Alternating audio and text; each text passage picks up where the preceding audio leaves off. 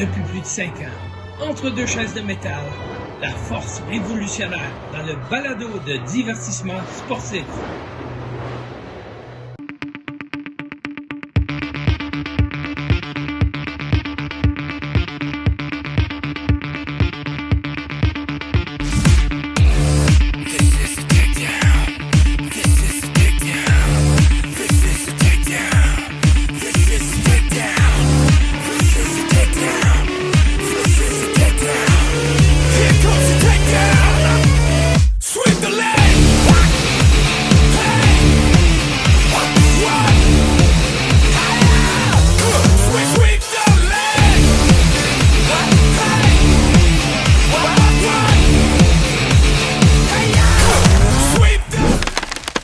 Bienvenue au podcast en deux chaises de métal. Le podcast de lutte animé par moi, Marco, et l'encyclopédie de la lutte au Québec.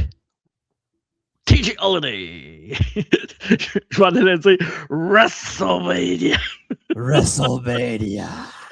J'ai comme voulu dire de quoi, genre, je pensais déjà à ce que j'allais dire après ton nom, puis là, je pensais t'appeler WrestleMania. Ben ouais, c'est le WrestleMania de la lutte au Québec. Ben oui, pourquoi pas? Ah, ben, ça commence bien mal, ce podcast-là. Wow! Ben, ça dépend. T'as commencé en riant, c'est bon. Je suis zen cette semaine. Ah ouais? T'as pas travaillé, quoi? Oui, j'ai travaillé, mais cette semaine, j'ai écouté de l'hockey, écouté du sport, j'ai joué des games de baseball au PlayStation, j'ai écouté des films que ça me tentait d'écouter. C'était le fun cette semaine. Ton John Q, mettons. Hein? Ouais, juste avant d'enregistrer, mais ça c'était par hasard, mais oui, entre autres. Par hasard, tu joues à la TV, quoi? Ouais, ça jouait à TV à Cinépop. Ah, Cinépop, ok, cool. Alors, Cinépop. Ah oui, c'est bon. Ça, prise 2, c'est le fun. Ouais, prise 2, tu peux écouter Jésus de Nazareth puis les 10 commandements, si t'aimes ça. Moi, j'aime ça, là, mais... Je suis pas le plus grand fan, là, mais ils ont leur place. Non. Ils ont leur place. Oh, parlant d'avoir la place, Parfait. je viens d'avoir le Seigneur arrière de moi.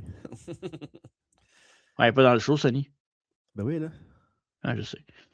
Fait que, ouais, aujourd'hui, on parle de WrestleMania. Fait que la saison de WrestleMania qui commence. Direct là, on est dans le pic de WrestleMania, mon ami. Dans le pic. On l'a comme déjà entamé la semaine passée avec Shawn Michaels, là. Ouais, mais là, Shawn Michaels la semaine passée, WrestleMania 14 cette semaine, WrestleMania 21 l'autre semaine. Ouais. Puis le vrai WrestleMania qui va être aussi. C'est ça. Pendant ce temps-là, ouais, exact. Puis non, ben, c'est toujours une saison de fun, là, peu importe ce qu'on dit du booking ou whatever, là, ou peu importe les matchs qui est rajouté au match, genre Pat McAfee, des affaires de même, mais ça reste WrestleMania, genre c'est comme le Super Bowl, les séries mondiales, c'est tout le kit ensemble, les Oscars. Tout peut arriver dans cette saison-là. C'est vrai. Puis des fois, c'est pas tout le temps bon ce qui arrive, mais des fois, ça peut l'être. Mais les fans ont de plus en plus de pouvoir, par exemple, parce qu'à un moment donné, les billets, les fans, tout ça, même si on sait que la plupart des affaires, des fois, c'est voulu, là, tu sais, peu importe, là. Si les fans, à un moment donné, s'ils se tannent, comme dans n'importe quoi, à un moment donné, si le monde se tanne, t'as besoin du monde, hein? Si t'as pas de monde, t'as pas de business. Ouais. C'est comme si Stan, on se tanne pas. Et voilà, t'as compris. Ouais. Fait que, avant de commencer, on a beaucoup à dire sur WrestleMania. Ça, c'est un WrestleMania. C'est mon premier WrestleMania, je te dirais, en tant que fan de lutte, mettons, solo. Dans le sens où, mettons, là, mon knowledge de lutte seul, là, sans adulte, on dirait que ça a starté là.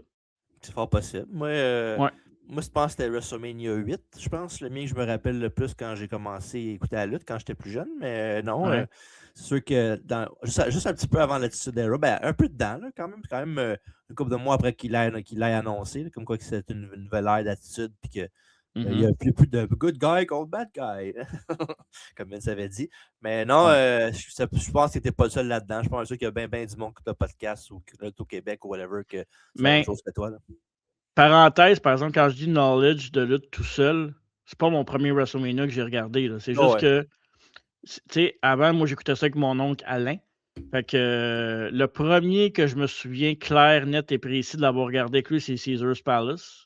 Caesar's Palace. Après ça, c'est ça, 10, 11, 12, 13. Puis 14, là, c'était pas mal tout seul, soit avec vous autres, ou soit tout seul chez nous, là, avec ma grand-mère et tout ça, là, dans le sens que c'était vraiment... c'était chez nous, c'était gros, là, ça commençait. Là, fait que, Fait que WrestleMania 14. Mais avant ça, TJ, on a fait d'autres podcasts, évidemment. La biographie du dragon, Ricky, the Dragon Steamboat. Biographie complète. Ricky! La semaine passée. Puis la semaine prochaine, on vous l'a dit tantôt, WrestleMania 21 Goes Hollywood. Donc, ça va clore notre WrestleMania season pour cette année. On en a fait pas mal, là, des WrestleMania, honnêtement. Ouais. Une couple de fêtes. Fait que, à travers la table, 20h30, live sur Facebook, Twitch et YouTube à chaque semaine. Fait qu'on doit être rendu quand même à facile 10-12 WrestleMania. Ouais. Pas loin, hein? Une dizaine. Ben, on a fait quoi? On a fait le 3, 5, 6, 7, 8, 9, 10, 12. Fait 8. On a fait le 11 aussi, non? Non, pas encore. Non. OK. 13. 12, 13, 14 aujourd'hui. On a fait le 15 avant. Le 16, c'est WrestleMania 2000, on ne l'a pas fait encore. X7, on l'a fait les deux. On n'a pas fait le 20. On a fait, on de le faire, mais on ne l'a jamais fait, je pense, le WrestleMania 20. C'est pas de le faire cette année, puis finalement, on... Non, ça de le faire une couple d'années, genre 2-3 ans même, je dirais. On l'a pas fait. OK. Ouais, tant mieux, c'est un bon pareil. Puis WrestleMania 30, puis 35 qu'on avait été. Fait que c'est ça. Fait que c'est combien, ça? Tu continues à compter? J'ai arrêté de calculer après que j'ai commencé à te parler. Ben, je pense que j'étais rendu à 7, puis je l'ai rajouté 2. Fait que je pense que c'est 9. Ouais, c'est ça. Fait que, même 10, je te dirais. Compte-les encore juste pour être... Moi, là, ça m'énerve juste savoir. 3, 5... Compte-les, je vais dire que compter va être moins compliqué. OK. 3 5... Ouais, OK, tu veux, j'ai compte. 3, 5... 6, 7, 8, 9, 10, 12, 13, 14, on le compte, 15, 17, 18, 30, 35. Fait qu'on est rendu à 25. Ouais, c'est ça. Non. 20. On va oublier le projet, OK? On va faire d'autres choses. Rendu à 15, 15. Moi, je pense que je vais nous mettre ça parce qu'on le mérite, là. Non, 15 WrestleMania. OK, cette année. Oh là là. C'est beaucoup, là, sur 42. Ah, absolument. Puis, encore de la place. Bon, on va se rendre, on va faire les 42. Maintenant, on va se rendre là. Mais maintenant, rendu au 27, 28, là, ben, ça va pas aussi intéressant, par exemple. Bon, on a fait le Cold Day on devrait s'en sortir. Ouais, c'est pas vrai. Il y a des affaires, il y a des bonnes affaires, tous les soignants qui ont eu toutes les bonnes affaires là-dedans. Là. Fait que... Tu dis ça, ben. On va parler de WrestleMania aujourd'hui, là, puis. Tu sais, c'est un bon WrestleMania, mais. Bon, ouais. Si tu regardes comparé à bien des années, là. Ouais, c'est pas. C'est ça. On réinvente pas la roue, là. Non, vraiment pas. Vraiment pas. Ouais. Bon, ben, on est prêts, mon cher TJ. Oui, avec le segment. Non, pas WrestleMania, là. Ben oui, certain, c'est le granddaddy of them all. Le showcase of the Immortals. Je pensais qu'il n'y en avait pas pour vrai. Ben non, il y en a tout le temps quand on fait des rétros pay-per-view, tu sais très bien cette affaire-là. En tout cas. C'est ça que je... Eh bien oui, dans la vraie vie, le segment. Je vais vous donner Marco, c'est la culture populaire. Encore aujourd'hui qui est WrestleMania 14. Donc, es-tu prêt à me nommer son numéro 1 en Amérique du Nord? Est-ce que c'est A? Quoi? En 98, ça, right, hein? Ouais, Marc 98. Parfait. C'est beau. C'est tout fait. Est-ce que c'est A? Lately the Divine? B. Getting Jiggy With It de Will Smith? Ou C. 1 Week des Bare Naked Ladies? 1 Week and then you get me. C'est sur Big Shine Toon, ça. Ouais, il tourne dans American Pie aussi. Ouais. Je vais y aller avec Will Smith. Parce que la première, je la connais pas. Ouais, moi non plus, je la connaissais pas avant de faire mes recherches. Puis même après, je la connaissais pas plus non plus. Bref, t'as dit quoi, t'as dit? Will Smith. Jiggy. C'est bien loin, cette affaire-là. Et voilà, bonne réponse. In Jiggy With It de Will Smith, qui est dans son album Big Willie Style, qui était excellent. Ouais, mais 98, c'est une de mes meilleures années à vie. Toute ma vie au complet, 98, c'est une de mes meilleures années. Content pour toi. Son numéro 1 au Québec. Est-ce que c'est A, Maudit Bonheur de Michel Rivard? Est-ce que c'est C, Les Blues du cœur de Laurent Jalbert? Ou est-ce que c'est C, Je resterai là de Rock Voisine? Oh, le beau rock. Aïe, beau rock. Mais moi, je peux pas... c'est pas ma préférée, mais je peux pas parier contre... ben, quoi que Rivard, c'est un grand aussi du Québec. Rivard. Ouais. Moi, je peux pas y aller contre Jalbert. Jalbert, je pense que c'est un must. D'après moi, ça doit être elle. Bravo! Bonne réponse, Laurent Jalbert. Une très belle routine. Ouais. Film numéro 1 au box-office. Est-ce que c'est A, Titanic avec Kate Winslet et Leonardo DiCaprio, of course? Est-ce que c'est Blade avec Wesley Snipes? Ou est-ce que c'est C, Patch Adams avec Robin Williams? Oh, pas facile ça comme choix. 3 très bons films. Mais là, c'est ça, c'est au mois d'avril, fait que... Non, c'est au mois de mars même, là. Ouais. Au mois de mars, ouais, c'est ça. Ouais, je m'ennuie que c'était au mois de mars sur WrestleMania. En avril, c'est trop loin. Pas d'accord, mais... Je sais pas, moi je serais plus mois de mars. Pas d'accord. Oui. Ah, qu'est-ce qui est sorti au mois de mars? C'est un peu... Oh. Pas c'est ça qui est tough. Qu'est-ce qui était numéro 1 dans ce temps-là? Au mois de mars, ouais, ben c'est ça, ouais. Qu'est-ce qui était numéro 1? Mais habituellement, dans 2 mois, ça peut être un film qui est là depuis longtemps, ça peut être ça aussi, là. Patch Adam, Titanic, c'était quoi l'autre? Blade. Premier. Faut y aller avec Blade. Oh. C'est Titanic? Ouais, c'est Titanic. Ouais.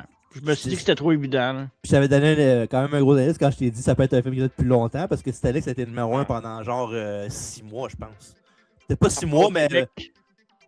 Au Québec, oui. Les Boys. Ouais, la première semaine, les Boys ont sorti, mais éventuellement, c'était pas ça. Mais en Amérique du Nord, c'était vraiment ça. C'était Titanic. Partout, je suis nord-américain, mais à travers le monde au complet, c'était le film populaire pendant tellement longtemps. Là, mais ça. Avec raison. Tellement. Ce film-là était tellement gros quand il est sorti en vidéocassette, il y en avait 2. Ouais, je l'avais. Ouais, c'était cool dans ce temps-là. En fait, je dis je l'avais, mais je l'ai encore. Le VHS de Titanic. Ouais. Oh, je vais voir ça maintenant. Tu montreras ça maintenant. Ben. Pas mal sûr que j'ai ça encore. Demain, je check. C'est bon. Tu montres ça à travers la table mardi. Ah. Ça te donne un cliffhanger pour le monde qui sont titres. Bref, ouais, sauf que.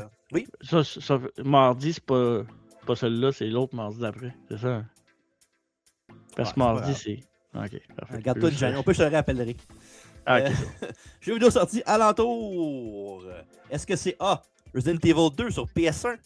Est-ce que c'est Blasto sur PS1? Ou est-ce que c'est Gex Enter the Gecko au N64? C'est quoi Blasto déjà? Non. Oui, Blasto, ok. Ouais, ok. Ça me dit quoi? L'espace, là. Ouais. Puis l'autre, c'est quoi? Girl, quoi? Gex Enter the Gecko. Je connais plus The Guy Enter the Ghetto, mais je vais y aller avec le premier, le A. Resident Evil 2? Ouais. Oh. Et non, c'était Blasto sur PS1. Non, ouais. C'est pas grave. Dans le monde du sport, on va au basketball avec un match-up entre les Bulls de Chicago et les Hawks d'Atlanta qui avait lieu au Georgia Dome d'Atlanta, qui a eu une foule de 62 000 personnes et 46. La partie la tendance la plus large pour une game de la NBA. Et que pourquoi? Ben parce que c'est là qu'il y a le plus de monde dans l'aréna. Ben, il n'y a pas 62 000 personnes qui rentrent dans un aréna, c'est dehors. Là. Le Georgia Dome, ça le dit. Donc, c'est ok, le Georgia Dome de basket. Ah, c'est le stade de football, ouais, c'est ça. Où c'était mieux en termes de lutte, tout ce que Goldberg a battu Hogan. Ouais, c'est ça, là. Bon, là, on parle. Ouais, c'est ça. Puis, pour un titre de complémentaire, ben, les Bulls ont gagné 89-74. Et pourquoi il avait fait ça, là? Aucune idée. Jordan jouait encore dans ce temps-là? C'était encore Jordan qui jouait, non? 98 sûrement, là. Je pense que oui. Quand est-ce qu'il a pris sa retraite, sa première retraite, Jordan, en 2000, genre? 2000. Ben, ça me semble 2001, il était avec les Wizards dans ce coin-là. Oh, mais il était parti. Il avait fait une couple d'années. Il avait joué au baseball. Après ça, il était le owner des Wizards. Ouais. Oui. C'est vrai. T'allais jouer au baseball. Ah ouais, puis il jouait aussi au basketball avec les Toons aussi. Oui, c'était bon ça. Ouais. Fait que voilà, et dans le Drive Magazine du mois de mars 1998, T'as peu là. J'étais pas prêt. Je peux le dire pareil, puis tu le mets après, c'est correct. Ah ouais. On a Kane et son père, Paul Bearer. Et voilà, Welcome to Hell. Et là, est-ce que Stone Cold va souffrir la curse d'Austin 316? Tous ces beaux articles là dans le magazine, voilà. Et bien, il y a aussi le VHS de l'événement, que voici. Avec évidemment Tyson, Austin et Michael sur le cover. Et là, derrière, ben, on voit Shawn, on voit Sable, on voit Billy Gunn. Et tout ce beau monde-là. Et voici le beau VHS. Et pour terminer le segment, aussi les champions en puissance. À WWF, champion du monde était Shawn Michaels. Intercontinental était The Rock. Européen était Triple H. Par équipe était les New Age Outlaws. Et Light Heavyweight était Taka Michinoku. C'est un sans faute. Ah ouais, quand même. Du côté de la WCW, champion du monde était Sting. Ah, t'es pas Hogan, ce fois-là. C'est vrai, j'ai pris moi-même quand j'ai fait des recherches. US était DDP. Télévision était Booker T. Tag Team était Sting et le Giant. Et le champion Sting avait 2 belts? Oui, il était champion avec le Giant comme Tag Team. Puis après ça, Giant, il était avec la NWO, puis il y avait John Engels qui avait les deux avec les belts. Puis tout. Ouais. Okay. Et pour terminer, champion Cruiserweight était Chris Jericho. Ouais. Fait que voilà, très belle brochette des deux côtés. Puis pour vrai, à part Taka, parce que c'est Taka, puis c'est la Heavyweight. Même là, pour la WWF, c'était correct. Là. Ouais, mais je veux dire, c'est pas le Star Power de tout ça que j'ai nommé avant. Là. Ah, c'est ça. Yeah. Qui était sur Wrestling il y a quelques semaines. Ouais. Puis j'ai vu, il a fait le tonne justement dans le ring. C'était malade. J'ai marqué quand j'ai vu ça. C'était sûr qu'il était pour le faire. Qui a affronté? J'ai pas trop vu le gars, c'était qui, sais-tu? Ah, si, non, mais je peux checker là tantôt, mais. Ah, ok. J'ai juste vu faire le tonne, puis c'est drôle parce que je suis tellement mort que en même temps dans le salon, j'ai fait.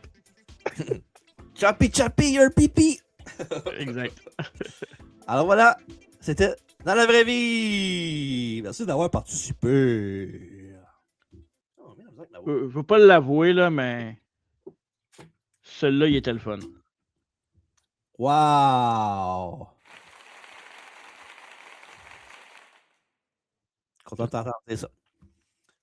Le 14, et bien sûr, le 14e événement de ce nom, il y a eu le 29 mars 1998 en direct du Fleet Center, qui est maintenant le TD Garden de Boston, au Massachusetts.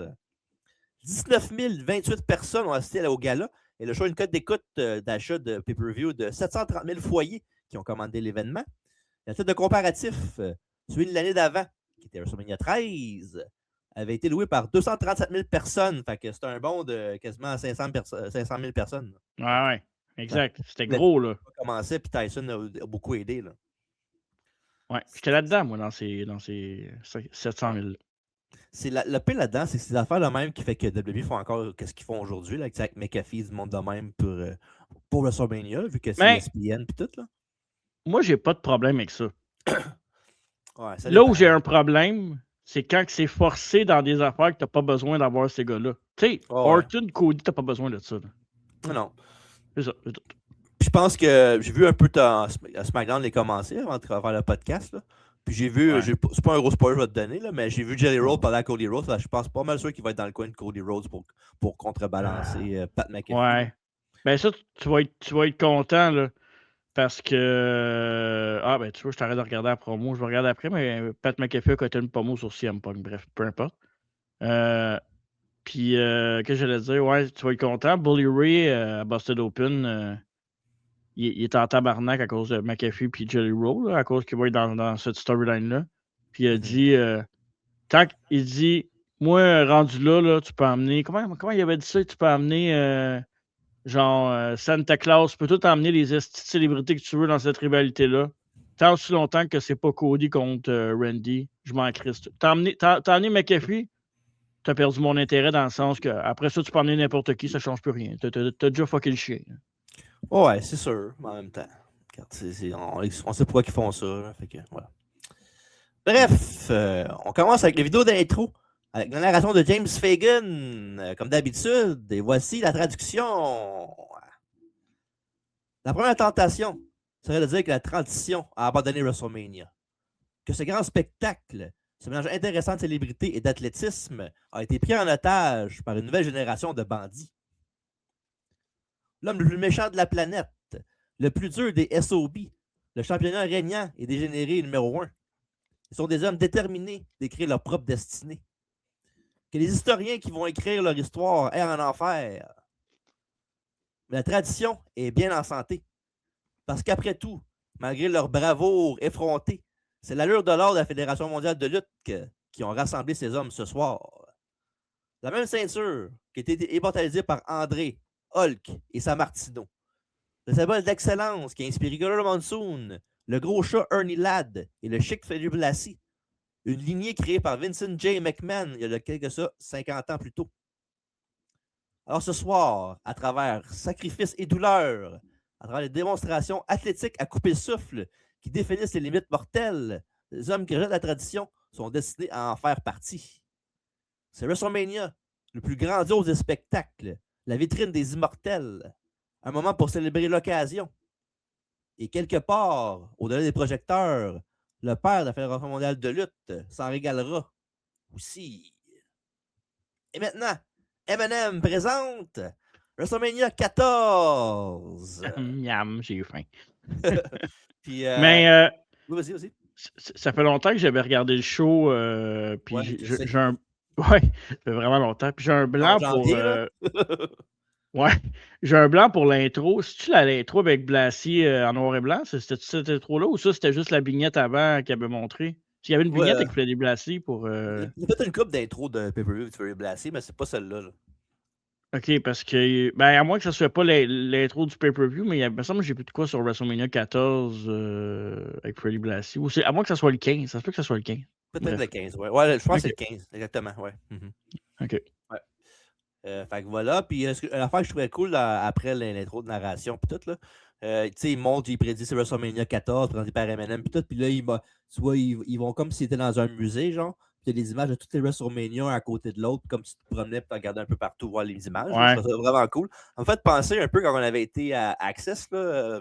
C'était fou, ça, ouais. Puis qu'on se promenait, puis on voyait les grosses affaires, là, les vidéos popées de chaque bar, là, puis tout, là. C'est malade. T'avais le son avec... je l'ai en plus dans mon téléphone, la vidéo avec André qui pogne la gorge à... Ouais. C'était... Comment il s'appelle? C'est Bob Uecker. Ouais, Bob Uecker qui pogne la gorge, t'entends... Ouais. C'est super fort, là. Là, c'est malade. J'avais de quoi à parler avant, mais je sais pas si tu l'as dans tes notes par rapport avant WrestleMania. T'as-tu un truc sur avant WrestleMania? Je comprends pas ce que tu dis avant WrestleMania. Sur il y avait eu un show public workout à WrestleMania 14. T'en as-tu dans tes notes? J'en parle un petit brièvement avant le match d'Austin. Avant le main event à cause de l'affaire avec le bec sur la tête, là. Ouais, absolument. Mais si tu as de quoi à dire, vas-y. Hein. Non, mais c'est parce que aujourd'hui, j'ai visionné ça. C'est une quarantaine de minutes là, sur WWE Vault sur YouTube. Ouais, je l'ai vu. Il y a WrestleMania 14 Public Workout. Il y a des matchs, entre autres avec les Headbangers dans ce show-là. Puis, c'est ça, c'est cool. C'est vraiment un show qui avait lieu dans l'après-midi. Je sais pas si c'était la journée même. Je pense que c'était la veille, là, en fait. Là. Je pense que c'était le samedi. Là. Fait que, puis tu m'en parlais dans le main event avec Austin, parce que ça, je me souviens avant qu'il monte le main event, puis souvent dans des pubs télé, quand on l'écoutait, ben, il montrait tout ce qui s'est passé à Access, puis ben, il montrait ce bout-là, justement, avec le fameux bout avec Austin, Tyson, puis Michaels. Fait que si ça vous intéresse, c'est 40 minutes, ça s'appelle WrestleMania 14 Public Workout from the Vault. Allez voir ça ça va peut-être donner un autre aperçu avant WrestleMania, si jamais vous voulez l'écouter, ou avant notre review, ou après aussi, ça s'écoute bien. Absolument. Après ça, Jim Ross et Jerry King Lawler qui nous souhaitent la bienvenue pendant que la musique de Nation de Domination se fait entendre. Et Farouk et Kama arrivent. Il y a plein de gens alentour de la reine. Et après ça, on voit Jerry King qui nous parle. Et tout d'un coup, on entend la musique de Legion of Doom dans l'aréna. Fait que c'est une surprise, évidemment, parce que tu vas en parler dans pas longtemps, pas long, mais c'est une surprise pour le monde là-bas. Puis Laura était bien surpris. Puis non seulement ça, ben, ils sont pas tout seuls parce qu'ils sont avec Sonic avec une tenue de feu dans les deux sens du terme. Fait que voilà. Puis la venue d'LOD est une surprise parce qu'après avoir perdu les titres par équipe de WWF face aux Outlaws en décembre de 1997, la Légion des Donny a été take-out par EDX. Au Royal Rumble, la LOD a perdu un match de championnat par équipe, notamment à cause que Road Dogg avait monté Hawk à l'extérieur du ring. Finalement, lors de l'épisode du 23 février de Raw is War, la LOD s'est inclinée une fois de plus face aux Outlaws. Puis, parce qu'un coup qu'il a semblé avoir la victoire avec le Doomsday Device, ben Hawk, qui n'était pas l'homme légal, a refusé de sortir du ring pendant qu'Animal faisait le tomber. Pendant que l'arbitre s'occupait de Hawk, ben, Animal était frappé par une ceinture par équipe, ce qui a entraîné la défaite de LOD. Puis après le match, ben, les deux Hawk et Animal ont commencé à se battre jusqu'aux coulisses. Puis il avait disparu de la map jusqu'à ce soir à WrestleMania. Fait que c'est une surprise, comme j'ai dit. Mais avant qu'ils se battent et qu'ils s'en aillent backstage là, en se battant, avant qu'ils se battent, qu'est-ce que Hawk a dit à Animal juste avant qu'il était sur le bord de se battre? On va se battre parce que. Well! C'est bon. Oh là là, je savais. Ça faisait longtemps, là, quand même. Ah ouais, absolument, absolument. On chante à Mathieu Tivierge. Exact. Ouais. Fait que match numéro 1, Farouk et Kama, Legion of Doom, Savio Vega et Miguel Perez, José Estrada et Jesus Castillo, la commission de vérité, Recon et Sniper, Bradshaw et Chains, Mark Henry et D'Lo Brown, les Québécois Jacques et Pierre, les Rock'n'Roll Express, Ricky Morton et Robert Gibson, les Headbangers, Marshall Thrasher, Too Much, Brian Christopher et Scott Taylor, les Types d'Apocalypse, 8-Ball et Skull, les No Midnight Express, Bombastic Bob et Bodacious Bart, Steve Blackman et Flash Funk, et les Godwins, Henry et Phineas, un moteur royal de 15 équipes pour essayer d'aspirer le numéro 1 au championnat par équipe, la WBF. C'est ça qu'on appelle remplir une carte? Ben, c'est comme le Battle Royale géant. Ben ouais, c'est ça. C'est genre rajouter le monde. Ou, c'était quoi? C'était Mae Young? Non, c'est pas. Il y avait le Mae Young classique. C'était quoi le Battle Royale? Non, c'était Fabulous Moolah. Non, il l'avait enlevé parce que ça fait de la concurrence à cause que c'était elle. Mais qui avait mis après? C'était Sherry Martel, ça se peut-tu? Non, c'était Mae Young. T'es sûr? Pas mal sûr que c'était ça. Parce qu'il y avait la Mae Young classique, ça je le sais, mais il me semble. Mae Young classique puis Mae Young. Ouais. Dans ce Battle Royale-là, pardon, quand Hunter est sorti, ben, son partenaire aussi est out. Puis la séquence du début, ça a fait rire parce que quand la cloche sonne, puis toutes les équipes embarquent dans le ring, là, c'est le bout qu'ils ont mis tout le temps après ça pour dire c'est Royal Rumble Season. Ouais, ben c'est un beau visuel. Là. Ouais, mais c'est comme pas comme Royal Rumble. Ouais. Là, c'est tout des tag teams, puis des gars qui gagneraient jamais à belt, en tout cas dans ce temps-là. Là. Qui es-tu pour douter des Jesus Castillo comme ça, toi? C'est vrai. Ben, Savio et Miguel ont été venus dès le début.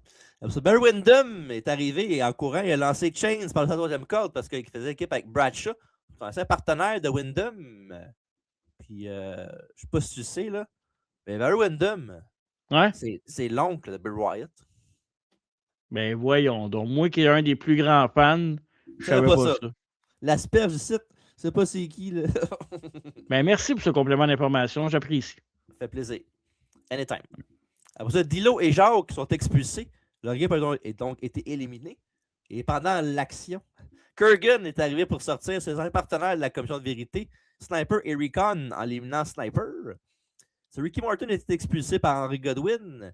L'Ed Mario aussi a été éliminé quand Bombastic Bob, du Nouvelle Express de minuit, a sorti Thrasher. Au dos de Scott Taylor de se faire sortir en bas par Bodacious Bart avec un backdrop. On a le Final Four, LOD, les Godwins, DOA et les Night Express. Skull, le DOA a été éliminé. Il est censé de quitter le ring, mais puis l'autre membre de DOA, 8-Ball, a éliminé Phineas. Et ensuite, LOD a éliminé l'autre Godwin, Henry. Et les Godwins ont rentré dans le ring avec leur petit saut, leur petit bucket de métal pour attaquer LOD. Puis après ça, ils ont dit aux No Midnight de les sortir du match. Puis l'affaire que j'ai trouvé cool, c'est quand ils sont sortis du ring, les Godwins, t'as vu Phineas avec Sonny un peu assassiné, là. Puis Sonny est comme parti en courant. Puis c'est cool parce que c'est comme genre c'est comme un petit clin d'œil au passé, là, avec quand Sony était contre Phineas. Fait que je trouvais ça cool que les deux ont passé ça en the spot de faire ça. Là. Fait que, bien pensé. Ah, c'était bon, ça. Ouais. Allons à la sortie du ring, mais il n'a pas été éliminé. Après ça, Power Slam d'Animal sur Bart, coupé au visage de Hawk sur Bob. Puis ils ont éliminé 1 à 1 les membres de Midnight Express, des cordes à linge pour remporter la victoire à 8 minutes 19 sur un gros pop de la foule. Puis je ne l'ai pas dit tantôt, là, mais le nouveau Midnight Express, c'est Bodacious Bart et Bombastic Bob. C'est Bart Gunn et Bob Holly. Fait que je ne l'avais pas dit. Mais, ok, ouais. Tu veux dire que tu n'avais pas dit les noms qui étaient dans les Bombastic Bob, c'est ça? Ouais, ben Bodacious Bart puis Bombastic Bob, j'ai pas dit Bombastic Bob Holly. Ouais, ça. Voilà. Il aurait pas arrivé avec bombe plastique, téléphone plastique, non? Ah, je pensais que tu allais faire non, pas pour toutes les autres que tu fais. Il s'élève avec Sony pendant qu'il remonte la reprise du fin du match. Des gros chants de LOD de la foule de Boston.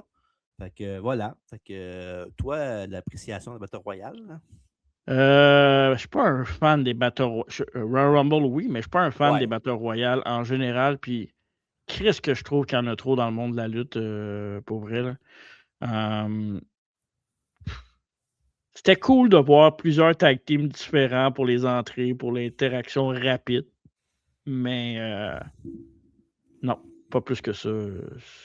Puis pour commencer un show, je sais pas. Mais ça me semble le pacing n'est pas bon pour commencer un show de Battle Royale de même. Là.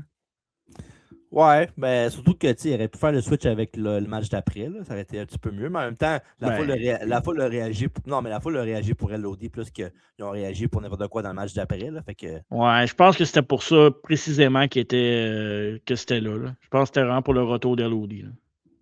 Ouais, moi je pense que c'est ça pour vrai. Mais en tout cas, ben, c'est pas une Battle Royale ben dole, avec rien de spécial. Fait que je laisse ce match-là, en parenthèse, 1,5.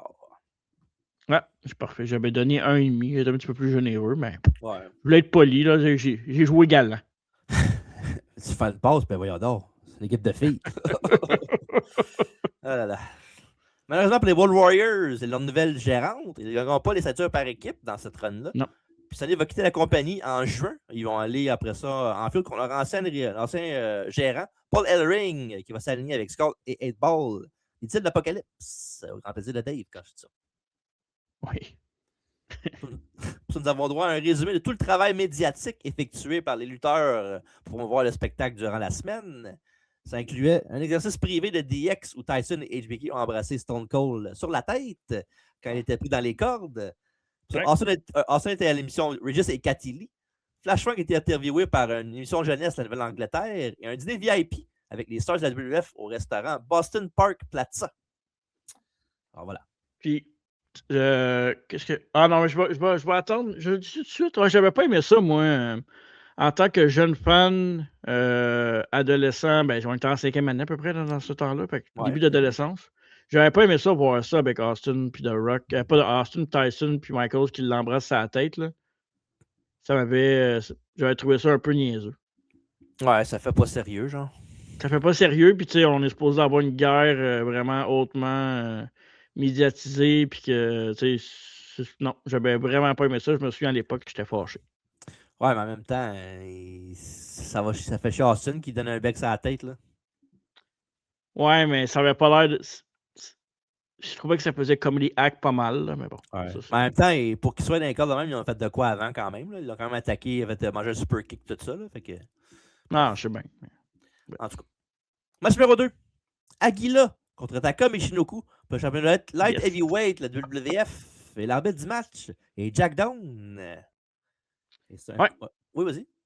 J'ai dit Aguila, celui qui avait fait la cote dans mes bonhommes de lutte. J'avais un Aguila des bonhommes de lutte. Ça a l'air que je l'aimais assez pour l'introduire sans avoir de bonhomme. C'est ça. Ouais. C'est correct. Le cœur veut ce qu'il veut, hein? Oui, exactement. Et c'est un combat face contre face pour ce match-là. Aguila envoie son adversaire au tapis d'un coup de pirouet et enchaîné avec une glissade de baseball et un saut de la lune du top du coin. Ça a précisé qu'Aguila avait seulement 19 ans à l'époque. Quand même impressionnant. Et Taka a mis Aguila par terre avec un dropkick, vu que c'est un japonais. Puis enchaîné avec une croix de corde, la 3e corde. saut chassé assis de Michinoku. Taka a chargé et Aguila l'a backdropé par-dessus la troisième corde. Taka s'est vite relevé, mais Aguila a attrapé avec un bras à la volée de la troisième corde encore une fois. Pour ça, Aguila a effectué un magnifique corkscrew plancha par-dessus la troisième corde sur Taka au sol. Puis cette prise-là a une forte réaction. Ah oui. De retour sur la troisième corde, Taka a raté un moonsault, mais Aguila a riposté avec le sien pour un compte de 2. Et Taka a remis une claque au visage qui a terrassé Aguila, mais quand elle essaie d'un splash, Aguila a levé ses genoux pour le bloquer. Taka a répliqué avec une charge dans le coin, suivi d'un magnifique saut chassé de type missile à 3. Alors, Taka a fait signe pour le Michinoku Driver, mais Aguila a contré ça et Taka lui a fait un powerbomb. Et Taka a raté un autre moonsault après ça. Et Aguila avec un petit paquet, 1, 2, mais non, dégagement de Taka. Aguila est monté sur la troisième corde et a sauté, mais Michinoku l'a bloqué avec son attaque avec un dropkick. Et après ça, Taka a supporté le coup de grâce avec le Michinoku Driver. Il a remporté le match à 5 minutes 57. Toujours champion de heavyweight. Taka, Michinoku. Là, j'aime pas bien ça que tu me voles les temps. Là, j'aimerais ça que tu me laisses au moins mes temps. Là. Ben là, ça fait longtemps que tu es disputé temps. Ben, je m'en allais le dire, j'étais prête. J'avais ma statistique à côté de moi. Je m'en allais dire un pop match pour 5 minutes 57. Ils ont rentré pas mal de stock. Je vais te le laisser. Là. Parfait, merci. J'ai les autres aussi de by the way. Ouais, je vais te laisser les autres, ça, je veux dire. Mais puis après la décision, les deux lutteurs, on se serré la main pour un peu d'esprit sportif. Fait que voilà. Aguila, es-tu devenu quelqu'un après? Quelque chose? Pas de masque? Je vais te le dire après, là. Okay. Mais je peux te dire mon appréciation du match avant que tu dises la tienne. OK. Ah non, vas-y. Pour un combat de moins de 6 minutes, c'était plutôt bien. Comme toi, t'en as 2 secondes. C'est quand même un spot fest relatif. Ouais, mais c'était bon. Ouais, non, mais en même temps, t'as 6 minutes, mais.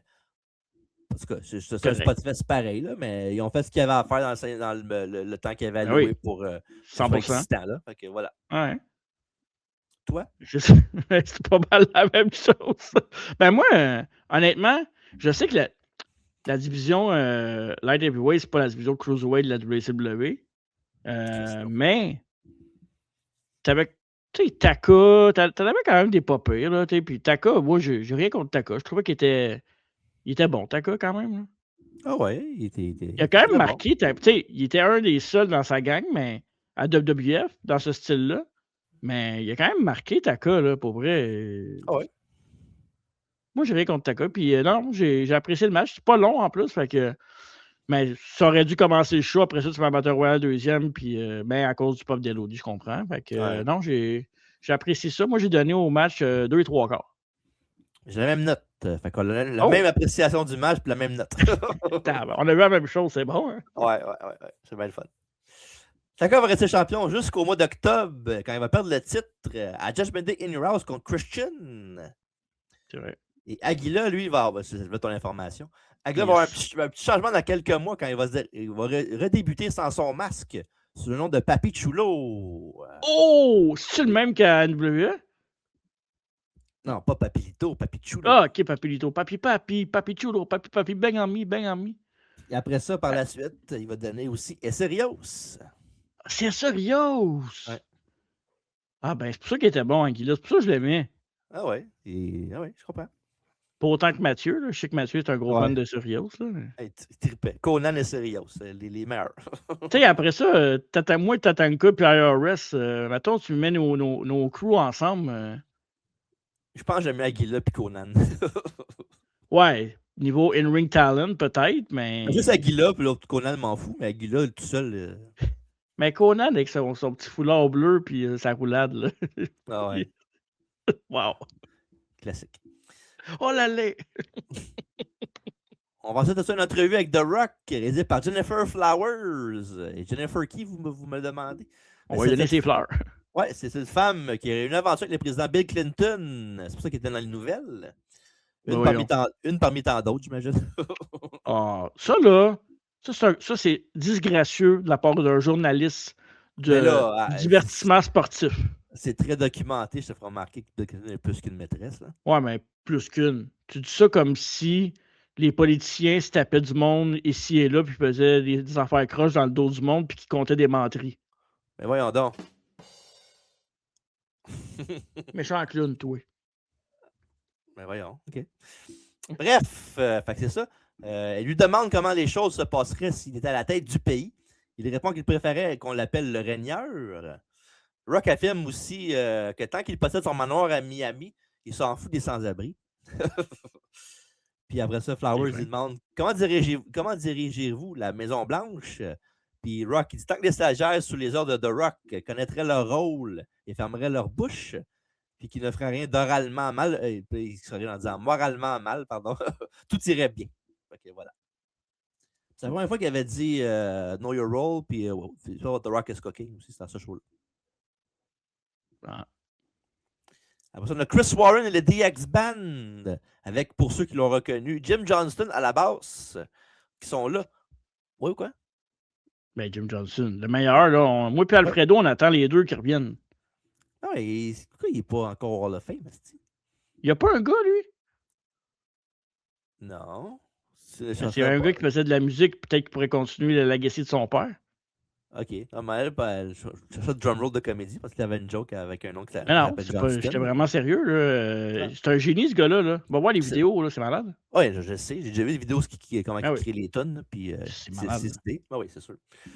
Puis, ils sont là pour faire le thème de DX avec Triple H et Chyna qui arrivent pour le match numéro 3. Triple H avec Chyna contre Owen Hart pour le championnat européen de la WWF. C'est tellement laid, les VS, quand le gars est en train de parler, mettons, puis ils font juste une photo. Là. Yeah. Owen Hart avec son petit pinch. Là. Ouais, malade. Depuis In Your House DX, Owen Hart est devenu l'ennemi juré du groupe. Au début, c'était contre Shawn, mais ça a été transféré à Triple H après une couple de semaines. Triple H a perdu son titre de l'Europe contre Hart après que Goldust, qui a affronté Hart, a déguisé en Triple H pendant que Luna était déguisé en Chyna en bas du ring. Ouais. Lors de l'épisode du 22 janvier de Raw, puis le commissaire a dit que Goldust était tellement convaincant en tant qu'Hunter que le changement de titre resterait officiel, ce qui a vraiment mis Triple H en tabarnak. Mais plus tard, Owen va se blesser à la cheville en kayfabe dans un match contre Barry Windham pas longtemps après ça. Et ensuite, Triple H a ensuite vaincu Hart qui avait une botte sur sa cheville quand il était à tête de commentateur. Il l'avait provoqué pour avoir un match impromptu. Et après l'interférence de Chyna qui a frappé la cheville d'Owen avec un bat de baseball, Triple H a fait abandonner Owen avec une leg lock pour avoir son deuxième championnat européen dans l'épisode du Raw is War du 16 mars. Donc, on est là ce soir. Et aussi, un petit détail important du match, c'est que Chyna va être menottée au commissaire Slaughter au bord du ring pour pas qu'elle intervienne. Ouais, ça, c'est belle touch, ça, pour vrai, j'aime ça. Ouais. Une chance comme ça, Owen va en faire une chance de battre MZ 1 contre 1. Voilà. Owen est entré dans le match en boitant, évidemment, à cause de sa cheville. Oui, qu'il voulait jouer, là. Ils se sont battus dès le début. Et Owen a porté un back body drop suivi d'une close line. Un beau ouragan Rana d'Owen pour un compte de 2. Et Hunter a donné un coup de coude dans le dos puis a sorti Owen du ring. Et Chyna s'en est prise à Owen, mais Slaughter a été menotté à elle, donc il l'a retenu pour pas qu'elle fasse plus de dommages. Hunter a raté une attaque au sol et s'est écrasé contre la barrière de sécurité. Et Owen a tenté un sharpshooter, mais Hunter a esquivé. Et ensuite, Hemsley prend les devants avec une line, un Harley Race Heine, suivi d'une suplex. Crotch chop d'Hemsley, ensuite avec le centre du genou dans le coin. Et la foule a scandé pour Owen pour son retour, mais Hunter l'a contré avec un coup de pied au visage ainsi qu'un DDT pour un compte de 2. Hunter s'est mis à travailler sur la cheville de Hart alors qu'Owen avait une coupure au nez. Ils ont montré un ralenti du coup de pied de Hunter au visage qui avait ouvert le nez de Hart. Et Owen l'a fait trébucher, il l'a approché contre le poteau du ring puis enchaîné avec un saut chassé de type missile parfait pour un compte de 2. Après ça, belly to belly d'Owen et Hart va d'un coup de pied rouet et de l'intégré pour des 2 counts back-to-back. Après ça, Owen a tenté un autre ouragan Rana comme tout en commun, mais cette fois-ci, Hunter l'a bloqué avec un powerbomb. 1, 2, et non! Owen monte sa troisième corde et fait un magnifique crossbody pour un near fall. Et après ça, Owen a contré un pedigree en tentant un sharpshooter, pardon. Mais Hunter l'a repoussé et Owen sur le rebond est tombé la tête première sur l'aubergine de Triple H. Hart a contré un pedigree et Hunter a obtenu un 2 après un renversement et Hart lui a piqué le sharpshooter. Mais après un couple de struggle de MZ, Chyna a réussi à attraper la main d'Hunter pour le mettre vers les cordes pour le prix.